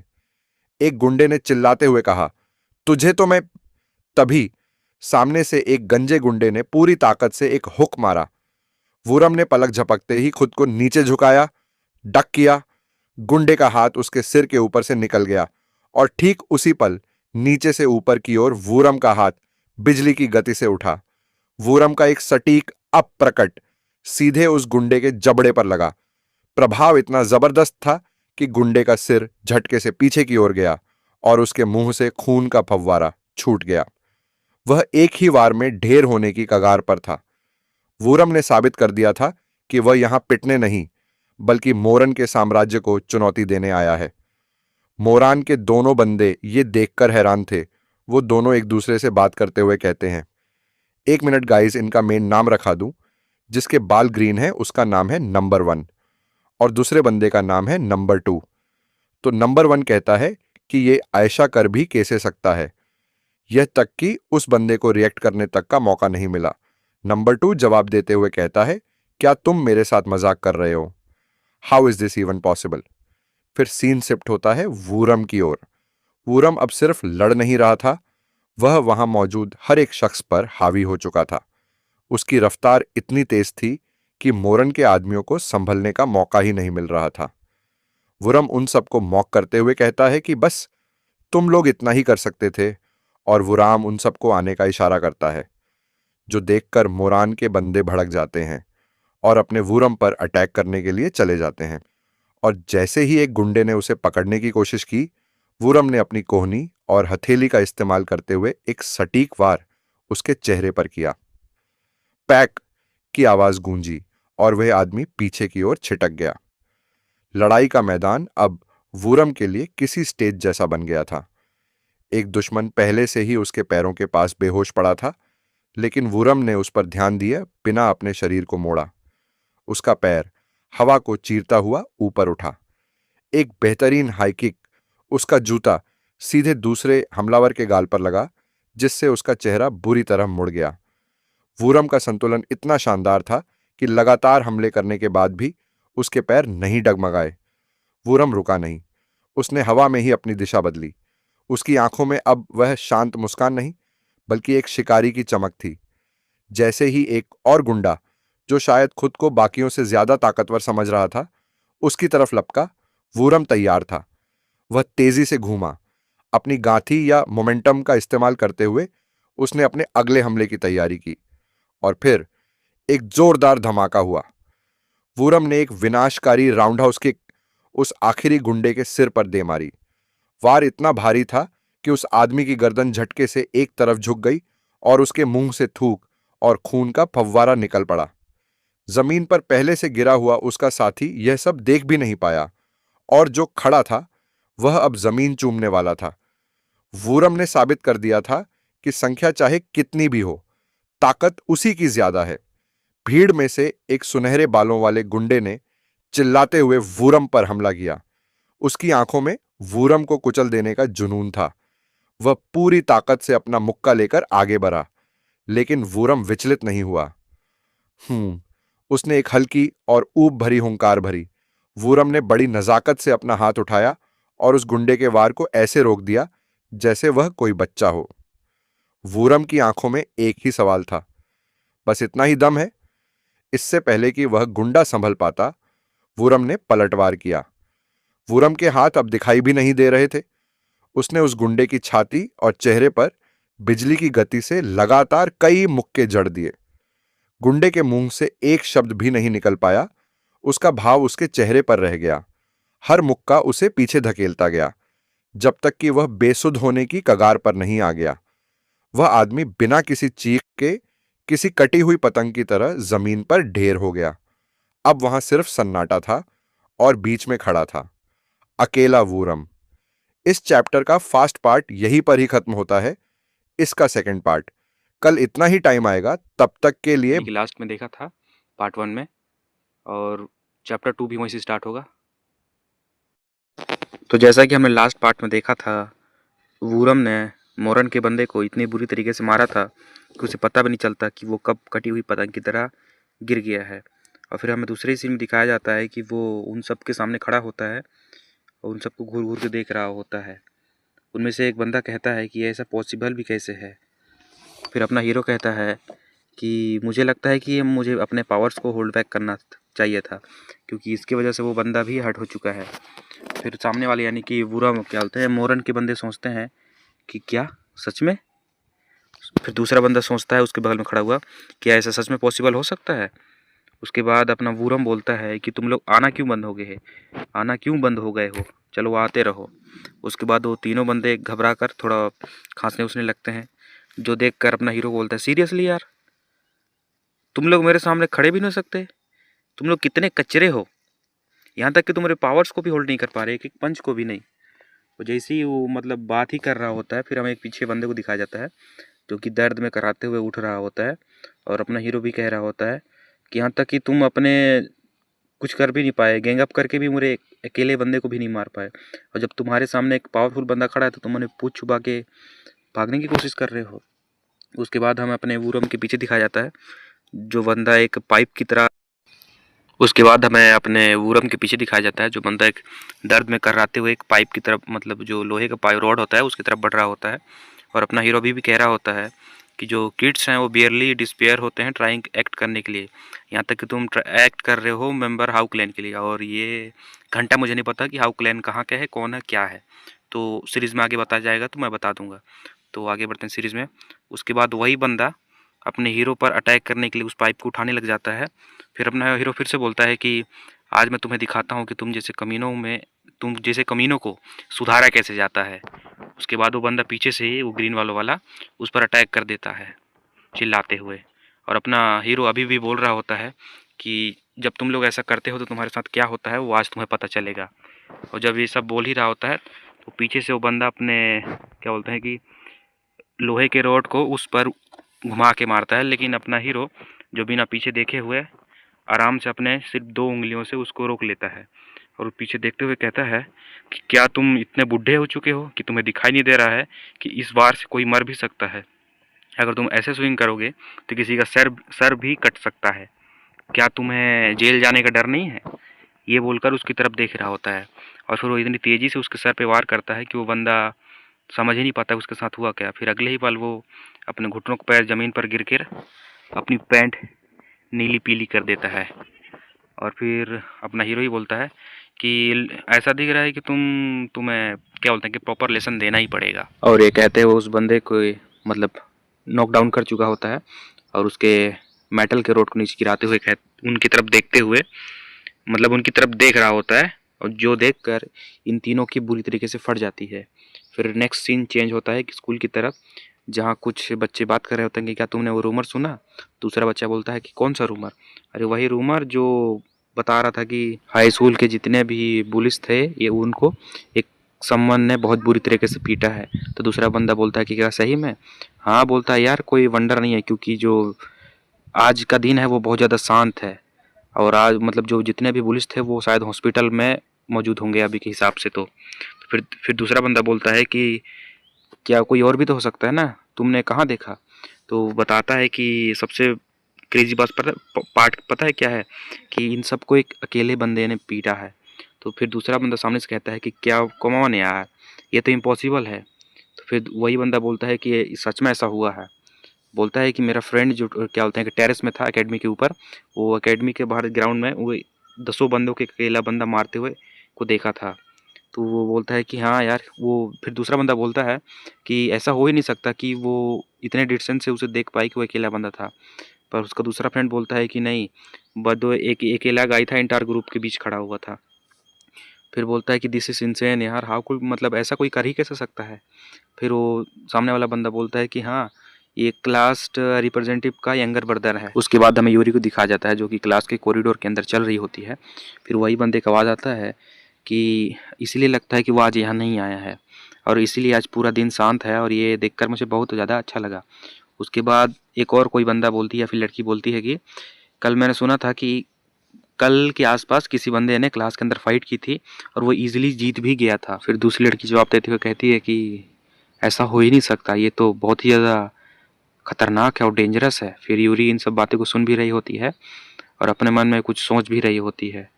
उसके बाद हमें नेक्स्ट सीन में क्या बोलते हैं कि एकेडमी के ग्राउंड का सीन दिखाया जाता है, जहाँ अपना हीरो यूरम और क्या बोलते हैं कि डोंग्यूक बैठे होते हैं। तो यूरम कहता है कि मैंने सोचा नहीं था कि ऐसा कुछ हो जाएगा। फिर अपना वूरम कहता है कि गेस करो ऐसा क्या हुआ होगा कि तुम्हें अब वो लोग क्या बोलते हैं कि बुली करने नहीं आएंगे और तुम्हें वरी करने की जरूरत भी नहीं है। फिर अपना वूरम ही कहता है कि अगर तुम्हें फिर से वो लोग परेशान करते हैं तो जस्ट मुझे आगे बता देना। तो अपना डोंग्यू कहता है कि क्या वो रूमर सच थे? तो अपना वूरम कहता है कौन से रूमर्स? तो बताते हैं कि वही जो एक बंदे ने पूरे क्या बोलते हैं कि बुरे गाय को यानी कि जो बुरे पर्सन्स हैं उन्हें अकेले ही बहुत ज़्यादा बुरी तरीके से मारा है। तो अपना वूरम कहता है कि क्या तुम सच में बिलीव करते हो? मतलब मैं क्लियरली एक्सप्लेन कर सकता हूँ क्या हुआ है। तो अपना वूरम क्या बोलते हैं नहीं मतलब अपना डोंग्यू अपने मन में सोचते हुए कहता है कि सच कहूँ तो मुझे साउंड ऐसा हो रहा है कि मैं बिलीव ही नहीं कर सकता। फिर वूरम उसको जवाब देते हुए कहता है कि तुम भी इस बकवास को स्प्रेड करने मत लग जाना। फिर अपना डोंग्यू कहता है कि मुझे माफ़ करना। तो अपना हीरो उसे हैरानी से देखता है। उसके बाद डोंग्यू फिर से कहता है कि मुझे कभी भी दूसरे बंदे को इस चीज़ में नहीं लाना चाहिए था, मैं कमज़ोर हूँ और बहुत ज़्यादा पैथेटिक हूँ। तो अपना वूरम कहता है कि क्या तुम एक क्या बोल रहे हो? तुम तो पैथेटिक नहीं हो, ना ही तुम ट्रैश हो। तुम इसलिए ऐसे हो क्योंकि बुलियों ने तुम्हें घेर के मतलब तुम्हें बुली किया, इसलिए तुम ऐसे बन गए हो। फिर अपना क्या बोलते हैं डोंग्यू कहता है कि फिर भी मुझे सुन के बहुत ज़्यादा डेंजरस फील हो रहा है। ये सारे के सारे गैंगस्टर हैं और इनके बैकिंग में बहुत पावरफुल आदमी है। बिकॉज मतलब ऐसा हो भी सकता है कि मैं आगे कॉलेज या फिर स्कूल की पढ़ाई ना कर पाऊँ। तो अपना क्या बोलते हैं कि वूरम खड़ा होते हुए कहता है कि रिलैक्स, ये तुम्हें और भी ज़्यादा परेशान नहीं करेंगे। फिर कहता है कि मेरे कहने का मतलब ये था कि अब पीसफुली सारी चीज़ें निपट जाएंगी। फिर अपना डोंग्यू भी कहता है कि शुक्रिया ये कहने के लिए। फिर अपना हीरो यानी वूरम उसको देखते हुए अपने मन में सोचता है कि मैं भी हमेशा के लिए अकेला ही था, तुम फर्स्ट पर्सन हो जो मेरे लाइफ में आए हो। सॉरी गाइस, ये डोंक्यू बोल रहा होता है। फिर डोंक्यू कहता है कि मैं ऐसा इसलिए बन पाया क्योंकि तुम मेरे साथ हो। फिर अपना डोंक्यू भी कहता है, नहीं मतलब अपना हीरो कहता है कि मैं भी ये सोचता हूँ क्योंकि पहले भी मैं तुम्हारी तरह ही था। उसके बाद कहता है कि तू मेरा अकेला फ्रेंड है जो अपनी इस लाइफ में मैंने बनाया है। फिर जो ये सुनकर अपना डोंगी है वो बहुत ज़्यादा हैरान हो जाता है। फिर अपना वुरम कहता है कि चलो फ्रेंड बनते हैं। फिर अपना वुरम कहता है कि बाय द वे तू कॉमिक्स रीड करता है? तो अपना डोंग्यू कहता है कि हाँ, तुम क्यों पूछ रहे हो? तो अपना क्या बोलता है कि डोंग्यू कहता है कि नहीं, ऐसा कोई रीज़न नहीं है, बस मुझे बात करने के लिए एक यूनिक वे चाहिए था। फिर अपना हीरो ही कहता है कि नहीं, मैं पढ़ता तो नहीं हूँ पर अपना वो अपना मतलब उसका नाम पूछता है कि तुम्हारा नाम क्या है।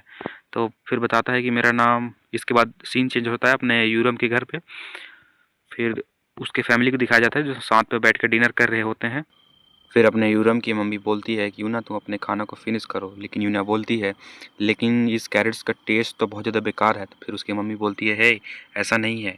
फिर यूना बोलती है कि मॉम सुनो ना, कैरेट्स बस दिखने में ही अच्छे होते हैं, ये खाने में बहुत ही बेकार होते हैं। फिर मम्मी बोलती है कि नूना अगर तुम अपने क्या बोलते हैं कि अपनी सिस्टर जैसी स्मार्ट बनना चाहती हो तो तुम्हें कैरेट्स खाने पड़ेंगे। अगर तुम अपने भाई जैसा बड़ा बनना चाहती हो यानी टॉल होना चाहती हो तो इतनी चॉइसी मत बनो, यानी कि खाने में चॉइस मत ढूंढो।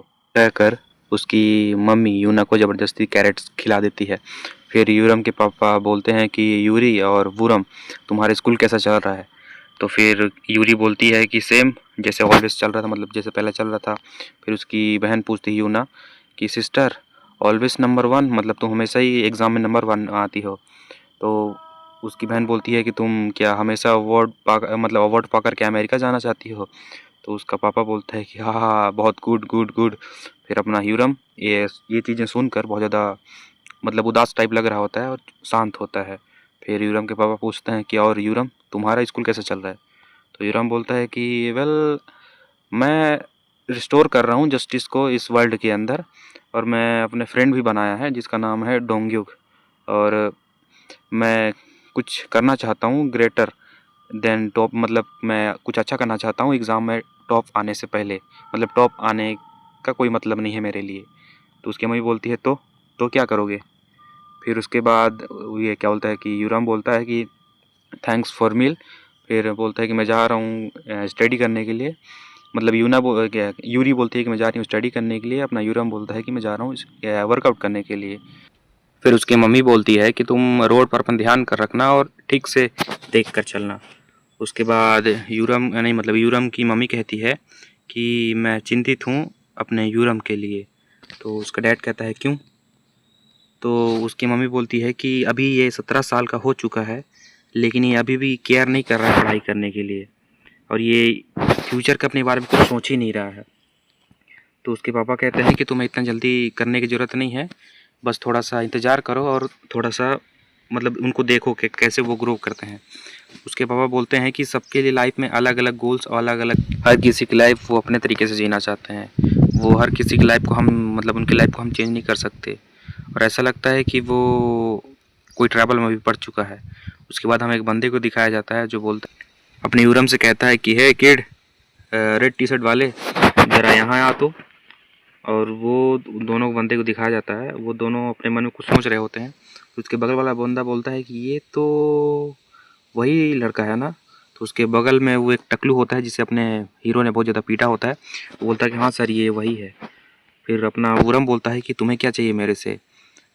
फिर अपना हीरो उन सबको देखता है, बोलता है कि अच्छा ये कमीने भी यहाँ साथ हैं, तो तुम इन क्या बोलते हैं कि कमीनों को प्रोटेक्ट करने आए हो, यानी कि उनका बदला लेने के लिए आए हो। तो वो ये अपना गोजो टाइप दिखने वाला बंदा बोलता है कि अच्छा तुम ऐसा सोचते हो। तो उसके बाद वही बंदा बोलता है कि चलो कहीं और चलते हैं, यहाँ बहुत ज़्यादा पीपल्स हमको देख रहे हैं। फिर दूसरा बंदा बोलता है कि हाँ उतने भी नहीं हैं, हम यहाँ से जा सकते हैं। तो वो बंदे भी हैरान हो जाते हैं। फिर वो जो वही टकलू बंदा जो बोलता है कि क्या हम लोग वॉच देख नहीं सकते इन लोग को? तो अपना हीरो भी बोलता है कि ठीक है, म्यूज़िक तो मेरे कान में बज ही रहा है और थोड़ा सा फाइट भी हो जाए तो और भी ज़्यादा मज़ा है। उसके बाद हमें एक पहाड़ का सीन दिखाया जाता है जो काफ़ी सुंदर नज़ारा होता है। उसके बाद हमें तीनों बंदे को दिखाया जाता है जो जंगल के अंदर होते हैं। वही गोजो टाइप बंदा होता है जो दिख रहा होता है, वो बोलता है कि ये प्लेस तो काफ़ी ज़्यादा खाली है और यहाँ कोई प्रॉब्लम भी नहीं होगा। फिर अपना हीरो भी कहता है कि वो तुम श्योर हो, मतलब तुम श्योरली फाइट करने के लिए आए हो उन गायों से, वो मतलब उनके लिए तुम प्रोटेक्ट करने आए हो। तो वही बंदा बोलता है कि मैं ज़्यादा बकवास ना करते हुए सीधा पॉइंट पे आता हूँ, क्या तुम रीइंकार्नेटर हो? इसका मतलब इस बंदे को अपने हीरो के बारे में पता है और ये बात सुनकर अपनी हीरो की फट जाती है और वो हैरान हो जाता है कि उसे ये बात कैसे पता। उसके बाद वही गोजो टाइप बंदा बोलता है कि तुम्हारा रिएक्शन देख के लग रहा है कि मैंने सही गेस किया है, और ये बोलकर उसके बगल से एक क्या बोलता है कि की से अटैक कर देता है, जो देखकर अपना हीरो हैरान हो जाता है और सोचता है कि ये पावर तो की है। उसके बाद वही गोजो टाइप बंदा बोलता है कि चलो देखते हैं कि तुम क्या कर सकते हो, और इसी के साथ ये चैप्टर यहीं पर ही ख़त्म होता है। Welcome back to the another video and I hope कि तुम लोग अच्छे होंगे और मज़े में होंगे। तो वीडियो स्टार्ट करने से पहले कहना चाहूँगा कि इतने दिन वीडियो नहीं डाल पाया था, इसका कारण तो आपको पता ही होगा। और जबकि मेन हॉस्पिटल से वापस आ चुका, तो पहले जैसे ही वीडियो आना कंटिन्यू रहेगा। तो वीडियो स्टार्ट करने से पहले कहना चाहूँगा कि चैनल को सब्सक्राइब और वीडियो को लाइक कर देना। तो चलिए शुरू करते हैं आज का ये वाला एपिसोड। तो जैसा कि हमने लास्ट एपिसोड में देखा था, अपना वूरम दो बंदों के साथ फाइट करने के लिए एक जंगल के अंदर चला गया था और उनमें से एक बंदे को पता चल गया था कि अपना हीरो रीइंकार्नेटर है, और ये बात वूरम को गोजो बता भी देता है, जो सुनकर अपना हीरो हैरान हो गया था। इसके बाद गोजो अपने हीरो वूरम पर अटैक करने के लिए अपने पावर को इकट्ठा करने लग जाता है। यहीं से हमारा अगला चैप्टर शुरू होगा। तो चलिए शुरू करते हैं आज का यह वाला चैप्टर। तो चैप्टर की शुरुआत में दिखाया जाता है कि एकदम से हवाएं तेज चल रही होते हैं और आसमान में चिड़िया भी उड़ रहे होते हैं, और गोजो अपने वूरम पर अटैक करने के लिए आगे बढ़ जाता है, लेकिन अपना वूरम उसे अटैक को डिफ्लेक्ट कर देता है। और फिर मन में सोच रहा होता है, इसे कैसे पता चला कि मैं एक रीइंकार्नेटर हूं। अपने सोच में ही डूबा होता है और उससे फाइट भी कर रहा होता है। वो अपने मन में ही कहता है, तो यहां मेरे और विच के अलावा भी बहुत सारे रीइंकार्नेटर है। यह कहकर वह गोजाई के मुंह की तरफ एक अटैक को करता है, जिसे खोजो बिना एफर्ट लगाए आराम से डोज भी कर लेता है, जिसके सफेद बाल और चेहरे पर छाई वो कुटिल मुस्कान खतरे का साफ संकेत दे रही थी। गोजो ने एक जोरदार हमला किया, जिसकी रफ्तार इतनी तेज थी कि हवा भी चीख उठी। वूरम ने फुर्ती से खुद को पीछे खींचते हुए उसे चकमा दिया। गोजो ने हवा में अपनी पकड़ मजबूत करते हुए तंज कसा, लगता है तुम्हारे दिमाग में बहुत कुछ चल रहा है। तुम्हारे ये अधूरे मन से किए गए हमले तो यही बता रहे हैं। वूरम पसीने से लथपथ था। उसने महसूस किया कि गोजो साधारण वार नहीं कर रहा। वह अपने हमलों में अपनी की यानी आंतरिक ऊर्जा का इस्तेमाल कर रहा था, जिससे उसके चारों ओर नीली चमक उठ रही थी। गोजो ने हंसते हुए पूछा, अरे वो तुम्हारी हिम्मत कहां गई जो थोड़ी देर पहले दिखा रहे थे? यह बोलकर वह वूरम पर अपने एक पावरफुल अटैक कर देता है, जिसे वूरम अपने हाथों की मदद से रोकता है और कहता है, यह उतना भी इंप्रेसिव नहीं है, लेकिन फिर भी यह काफी अच्छा है। इसके बाद हमें तीसरे बंदे को दिखाया जाता है, जो कहता है, तुम तो और भी ज्यादा बोरिंग लग रहे हो जैसे मैंने एक्सपेक्ट किया था। मुझे लगा था कि तुम जल्दी इस फाइट को खत्म कर दोगे, लेकिन यह मुझे देखकर लग रहा है कि यह फाइट और ज्यादा बोरिंग होते जा रही है। फिर अपना गोजो कहता है कि कितना तुम मेरे अटैक को डोज करते जाओगे, और अब कोई पॉइंट नहीं है इस अटैक को डोज करने का। तुम्हें इस अटैक को अपने ऊपर लेना ही पड़ेगा। यह बोलकर उसके ऊपर अटैक कर देता है। इस फाइट को जल्दी खत्म किया जाए, बहुत ज्यादा तुम्हारे साथ खेल लिया। जो बात सुनकर यूराम कुछ देर तक तो चुप रहता है, लेकिन कुछ देर बाद फिर बोलता है, ऐसा लगता है कि तुम मार्शल आर्ट यूज कर रहे हो, लेकिन असल में तुम लोग हो कौन? जो बात सुनकर गोजो भी जवाब देते हुए कहता है, अगर तुम सच में जानना चाहते हो तो तुम्हें इस अटैक को डोज करना होगा, फिर मैं तुम्हें बताऊंगा। यह कहकर वो अपनी फीसट में ची को इकट्ठा करता है और उसकी तरफ मारते हुए कहता है, तो ठीक है, तुम इसे डोज करके दिखाओ। और फिस्ट जैसे ही अपने वुरम से टकराती है तो एनर्जी का एक बहुत बड़ा एक्सप्लोजन होता है, और वह तीसरा बंदा भी इस एनर्जी एक्सप्लोजन को देख रहा होता है। और फिर दूसरे सीन में अपने गोजो को भी दिखाया जाता है, जो इस अटैक को करने के बाद एकदम स्टाइल में पोज मार रहा होता है और कहता है, ऑप्स, लगता है मैंने कुछ ज्यादा ही तेज अटैक कर दिया। लगता है वह बंदा मेरे अटैक को कैरी नहीं कर पाया। और पूछता है, क्या तुम ठीक हो? अपना हीरो भी जवाब देते हुए कहता है, या ब्रो, आई एम फाइन। और यह आवाज सुनकर अपने गोजो की तो पूरी तरीके से पट जाती है और उसकी तरफ अपनी आंखें चौड़ी करके देखा है, और अपना हीरो भी मॉक करते हुए एकदम स्टाइल में पोज मारकर खड़ा होता है और कहता है, तो तुम मुझे बताने का कष्ट करोगे कि तुम लोग कौन हो? और यह बात वह हंसते हुए कह रहा होता है। फिर अपना गोजो भी इंप्रेस्ड होते हुए कहता है, मुझे लगा नहीं था कि तुम इस अटैक को डोज कर पाओगे। तीसरा बंदा भी कहता है, तो यह बंदा सच में कोई नौसिखिया नहीं है? तो अपना गोजो भी कहता है, अच्छा ही है, इसके साथ और भी चीज करने में बहुत मजा आएगा। मैं ऐसे ही इसको खत्म नहीं करना चाहता, इतनी आसानी से तो बिल्कुल नहीं। और ये बोलते हुए अपने पावर को फिर से एक्टिवेट कर रहा होता है। तो अपना हीरो पूछता है, क्या जो मैंने तुमसे पूछा था उसका तुम जवाब नहीं दोगे कि तुम लोग कौन हो? और अपना हीरो इसी से बहुत ज्यादा डिसअपॉइंट होता है कि उसने अपने वादे को निभाया नहीं। लेकिन इस बात से उस बंदे को कोई फर्क नहीं पड़ा था। वह उसकी तरफ दौड़ते हुए जा रहा होता है उस पर अटैक करने के लिए, और उसे पर अटैक करते हुए कहता है, अगर तुम जानना ही चाहते हो तो तुम्हें सबसे पहले मुझे हराना होगा, इसके बाद ही तुम मुझसे जान पाओगे। और ये बोलते बोलते गोजो अपने वुरम पर अटैक कर देता है, जिसे वह तीसरा बांदा अपने हीरो की तरफ आ रहे अटैक को अपने हाथों से ही रोक लेता है, और यह 5 अपने गोजो का होता है। लेकिन इस बात से अपने वुरम को देखकर लगता है कि वह थोड़ा डिसअपॉइंट है। फिर अगले ही पैनल में पता चलता है कि वह डिसअपॉइंट क्यों था, क्योंकि उसने अपने डेमोनिक की को एक्टिवेट कर लिया था फाइट करने के लिए, और यह चीज शायद वह तीसरा बंदा भी नोटिस कर लिया था। इसलिए उसने गोजो को अटैक करने से रोक दिया था, यानी उसके 5 को रोक लिया था। लेकिन इस अचानक हुई चीज को देखकर अपना गोजो हैरान था। उसको समझ नहीं आ रहा होता है कि उसके साथ यह हुआ क्या। फिर खोजो अपने टीममेट से ही पूछता है कि तुम कर क्या रहे हो, और जल्दी से मेरे हाथ को छोड़ो। और यह बात गुस्से में कह रहा होता है। फिर वह तीसरा बंदा भी उसी टोन में जवाब देते हुए कहता है कि भूलो मत कि हमें यहां मिशन करने आए हैं, और हमरे इमोशन से पहले मिशन आता है, और यह मास्टर का आर्डर है। जो बात सुनकर अपना गोजो भी चुप हो जाता है और उसके पीछे खड़ा हो जाता है। फिर तीसरा बंदा ही कहता है कि मुझे माफ करना तुम्हारे डिसरिस्पेक्ट करने के लिए, बस हम तुम्हें टेस्ट करना चाह रहे थे। अपना हीरो भी जवाब देते हुए कहता है कि इस माफी की बना बत्ती और डाल ले अपने अंदर। मैंने जो क्वेश्चन पूछा है उसका तू पहले जवाब दे। और अपने वोरम का क्वेश्चन होता है, तुम लोग कौन हो? और यह बात सुनकर उसे बंदे का मुंह देखने लायक होता है। वह बंदा भी सोच रहा होगा, सीरियसली यार, खैर छोड़ो, जाने दो। फिर वहां तीसरा बंदा ही जवाब देते हुए कहता है, हम हंटर है, रीइंकार्नेशन ऑर्गेनाइजेशन के हंटर।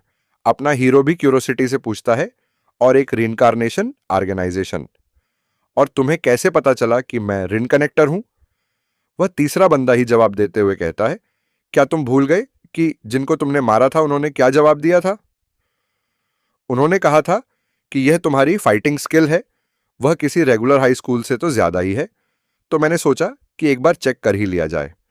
अगर तुम रिन कनेक्टर वार्ड से रिएक्ट नहीं करते तो हम यहां से चुपचाप चले जाते हैं, लेकिन तुमने किया।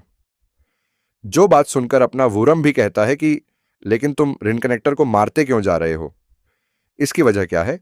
वह तीसरा बंदा भी जवाब देते हुए कहता है, कंपटीशन, मतलब इस वर्ल्ड में इंक्लूडिंग हंटर हॉल, यहां बहुत सारे रिन कनेक्टर हैं, और वो स्ट्रांग भी है, ये मूव कर रहे हैं सिगरेट को ताकि इस वर्ल्ड को कंट्रोल किया जा सके, और कंपीट कर रहे हैं ऑन्थर रिन कनेक्टर से। वह सर्च कर रहे हैं टैलेंटेड अलायंस को ताकि फाइट करवा सके दूसरों के खिलाफ। फिर अपना हीरो भी अपने मन में सोचता है, तो यहां मैं जितना सोचा था उससे कहीं ज्यादा रिन कनेक्टर है। अगर हमारे साथ कोई स्पेशल केस नहीं हुआ है तो इस दुनिया में हमारे अलावा भी बहुत सारे रिन कनेक्टर का जन्म हुआ है। वुरम उन लोगों से पूछता है, कितने रिन कनेक्टर हैं अभी, और ये ऑर्गेनाइजेशन हाल कितना बड़ा है, यानी तुम्हारा हंटर हाल में कितने लोग रहते हैं? वह तीसरा बंदा भी जवाब देते हुए कहता है कि मैं तुम्हें कोई इंफॉर्मेशन नहीं दे सकता है, क्योंकि तुम एक आउटसाइडर हो। अगर तुम ज्वाइन करना चाहो तो वह अलग बात है, तब तुम्हें इंफॉर्मेशन मिल सकती है। लेकिन अपना हीरो जवाब देते हुए कहता है, और मैं ऐसा क्यों करूं? मुझे किसी के अंदर काम करना पसंद नहीं, खासकर उन लोगों के साथ जो मुझसे कमजोर हैं। और यह बात सुनकर उनके चेहरे से ही पता चल रहा होता है कि वे गुस्सा हो गए हैं और वह दोनों ही गला फाड़ फाड़ के हंस रहे होते हैं, एकदम पागल कुत्तों की तरह। जैसे किसी गली में कोई कुत्ता भौंकता है, वैसे ही फिर वही बांदा अपने हंसी को कंट्रोल करते हुए कहता है, अगर मैं सच बताऊं तो नो मैटर तुम कहीं भी चले जाओ, लोग तुम्हें ढूंढते हुए पहुंचे ही जाएंगे। और वह अपने वुरम पर अटैक करते हुए कहता है, तुम्हें हमारे साथ ले जाने से पहले तुम्हें कुछ एजुकेशन देना पड़ेगा। और यह बात बोलकर अपने फीसट से वुरम पर अटैक करने के लिए आगे बढ़ता है। फिर तभी अपना वुरम भी अपने डेमोनिक की को एक्टिवेट करता है और फिर हमें एक धमाके की आवाज सुनाई जाती है, लेकिन दिखाई नहीं जाता कि उन दोनों के साथ क्या हुआ है। फिर चलते हैं अगले सीन में, जहां हमें रात का सीन दिखाया जाता है और एक सड़क के अंदर, मतलब स्ट्रीट के अंदर यूरी चल रही होती है और बुक में कुछ रीड भी कर रही होती है। फिर वुरम यूरी से कहता है कि तुम पूरे दिन बस इस बेकार से चीज को पढ़ती रहती हो। हर एक दिन जिस बात से यूरी थोड़ी सी चौंक जाती है, वुरम फिर से कहता है, तुम हर चीज को मेमोरीज कर रही हो, यह तुम्हें हेल्प नहीं करेगा इस दुनिया में जीने के लिए। यहां लोगों को ऐसे जज किया जाता है, यह दुनिया ऐसी है जहां सिर्फ एक जीनियस पढ़ाकू को एक्सेप्ट किया जाता है। जो बात सुनकर भी यूरी चुप रहती है। अपने हीरो का कहने का मतलब था कि तुम उस दुनिया में जैसी जी रही थी वैसे ही इस दुनिया में जियो, तुम्हें दिखावा करने की जरूरत नहीं है। अपने हीरो का कहने का यह मतलब था। लेकिन यूरी यह बात सुनकर भी कुछ नहीं कहती और शांत स्ट्रीट पर चलती रहती है। वुरम कहता है, इसका कोई मतलब ही नहीं है जो तुम कर रही हो। फिर यूरी भी जवाब देते हुए कहती है, इसी तरीके से इस वर्ल्ड के अंदर मैं सरवाइव कर सकती हूं, तो इसका क्या मतलब है अभी कि मैं पहले क्या थी और अब क्या हूं? अपना हीरो जवाब देते हुए कहता है, तुम चौंकना मत, क्योंकि हमारे अलावा भी यहां बहुत सारे रिन कनेक्टर हैं। यूरी कहती है, और कुछ? और यह बात सुनकर अपना वुरम बोलता है, तुम्हारा यह कहने का मतलब क्या है? मैं बताता हूं। और क्या अगर वे इस दुनिया में कहीं छिपे हुए हैं? फिर यूरी बोलती है, अगर तुझे पता भी चल जाए तो बस इसे नजरअंदाज कर देना और पहले की तरह ही जीते रहना। और यह बात सुनकर अपना वुरम कहता है, इन वर्ड्स का कोई मीनिंग नहीं है और उन लोगों में से तुम भी आती हो, चुड़ैल। और ये विच नाम सुनकर गुस्सा हो जाती है, क्योंकि ये नाम उसका पिछले जन्म का है। और गुस्से में ही कहती है, वैसे भी मैं बस एक हाई स्कूल गर्ल हूं, उससे ज्यादा कुछ नहीं। और इस सौर को सुनकर बाकी लोग भी उनकी तरफ देखने लगते हैं। फिर यूरी कहती है, मैं अब कोई आइस क्वीन या आइस विच नहीं हूं, मैं बस एक ऑर्डिनरी सी एक लड़की हूं। और अगर कोई मेरी मौजूदा जिंदगी में दखल देने की कोशिश करेगा तो मैं उसे नहीं छोड़ूंगी। अगर ये तुम भी हुए तो भी कोई फर्क नहीं पड़ेगा। फिर हमें सुबह के समय एक स्कूल का सीन दिखाया जाता, जहां वुरम और यूरी पढ़ते हैं। और फिर हमें क्लासरूम के अंदर कुछ बच्चों को दिखाया जाता है जो आपस में बात कर रहे थे। फिर सीन शिफ्ट होता है वुरम की ओर, जो पिछले रात की ही बात सोच रहा होता और उसे देख भी रहा होता है। वो अपने मन में ही कहता है, लगता है कि ये अपने इस लाइफ से खुश है। फिर डोंग्यू अपने वुरम को आवाज देते हुए कहता है कि वुरम, क्या तुम अपने सोच में फिर से डूब गए? वुरम भी हैरानी से कहता है, मैं क्या? लेकिन ऐसा नहीं है। फिर डोंग्यू अपनी बात कंटिन्यू करते हुए कहता है और उसे ईयरबड्स देते हुए कहता है, क्या तुम कुछ म्यूजिक सुनना पसंद करोगे? अपना हीरो भी कहता है, म्यूजिक ठीक है, ये भी ट्राई कर ही लेते हैं। ये बोलकर अपने कानों में ईयरबड्स को लगा लेता है और अपना डोंग्यू इसके बारे में बताते हुए कहता है, तुम बस इस गाने को एक बार ट्राई करो और इस गाने को एक ग्रुप के द्वारा बनाया गया है। जब तुम इनके गाने सुनोगे तब तुम्हें भी ये अच्छा लगेगा। और जैसे ही ये गाना अपना हीरो सुनता है, पहले तो उसे मजा आता है, पर अगले ही पल जामस जाता है और इस गाने की वजह से अपने हीरो को पास्ट लाइफ की कुछ मेमोरी फ्लैश होती है, जहां अपना वुरम अपने टीममेट्स को प्रोत्साहित करते हुए, यानी उनका मोटिवेशन बढ़ते हुए कहता है, तुम स्काई के नीचे हो और स्काई ही तुम हो। मैं तुम्हें कभी नहीं भूलूंगा और न ही तुम मुझे भूलोगे। तुम्हारे बाद यह तुमसे पहले कोई ना हुआ है ना ही होगा। इन शायरियों के बाद हमें कुछ घरों को दिखाया जाता है, उन घरों के ऊपर माउंटेन में हमें हेवनली डेमन को दिखाया जाता है। कंफ्यूज मत होना, ये अपने हीरो का ही नाम है पास्ट लाइफ का। फिर अपना हीरो कहता है, आज हम वह हर चीज हासिल कर लेंगे जो इस आसमान के नीचे है। अपना हेवनली डेमन हर रोज की तरह उन सबको मोटिवेट कर रहा होता है कि मैं स्काई हूं, स्काई ही सबसे ऊंचा है। और यह बात उनके पीछे खड़े हुए बंदे को उन पर कोई फर्क नहीं डाल रहा होता है। वो अपने हीरो का मजाक उड़ाते हुए कहते हैं, यह फिर से शुरू हो गया, ये ऐसा हर सुबह क्यों करता है। फिर और भी ज्यादा जोर शोर से मोटिवेट करना शुरू कर देता है, हमें ये करना, हमें वह करना है, हम वह चीज हासिल कर लेंगे, हम उस चीज को भूलना नहीं है। बहुत सारी चीज बोलता है और उन लोगों को मोटिवेट करता है, लेकिन उन्हें कोई फर्क नहीं पड़ता। फिर हम प्रेजेंट में आते हैं, जहां अपना हीरो वूरम बोल रहा होता है कि यह गाना, इस गाने को किसने बनाया, और इसी के साथ यह चैप्टर यहीं पर ही खत्म होता है। तो मिलते हैं नेक्स्ट चैप्टर में, तब तक के लिए बाय बाय।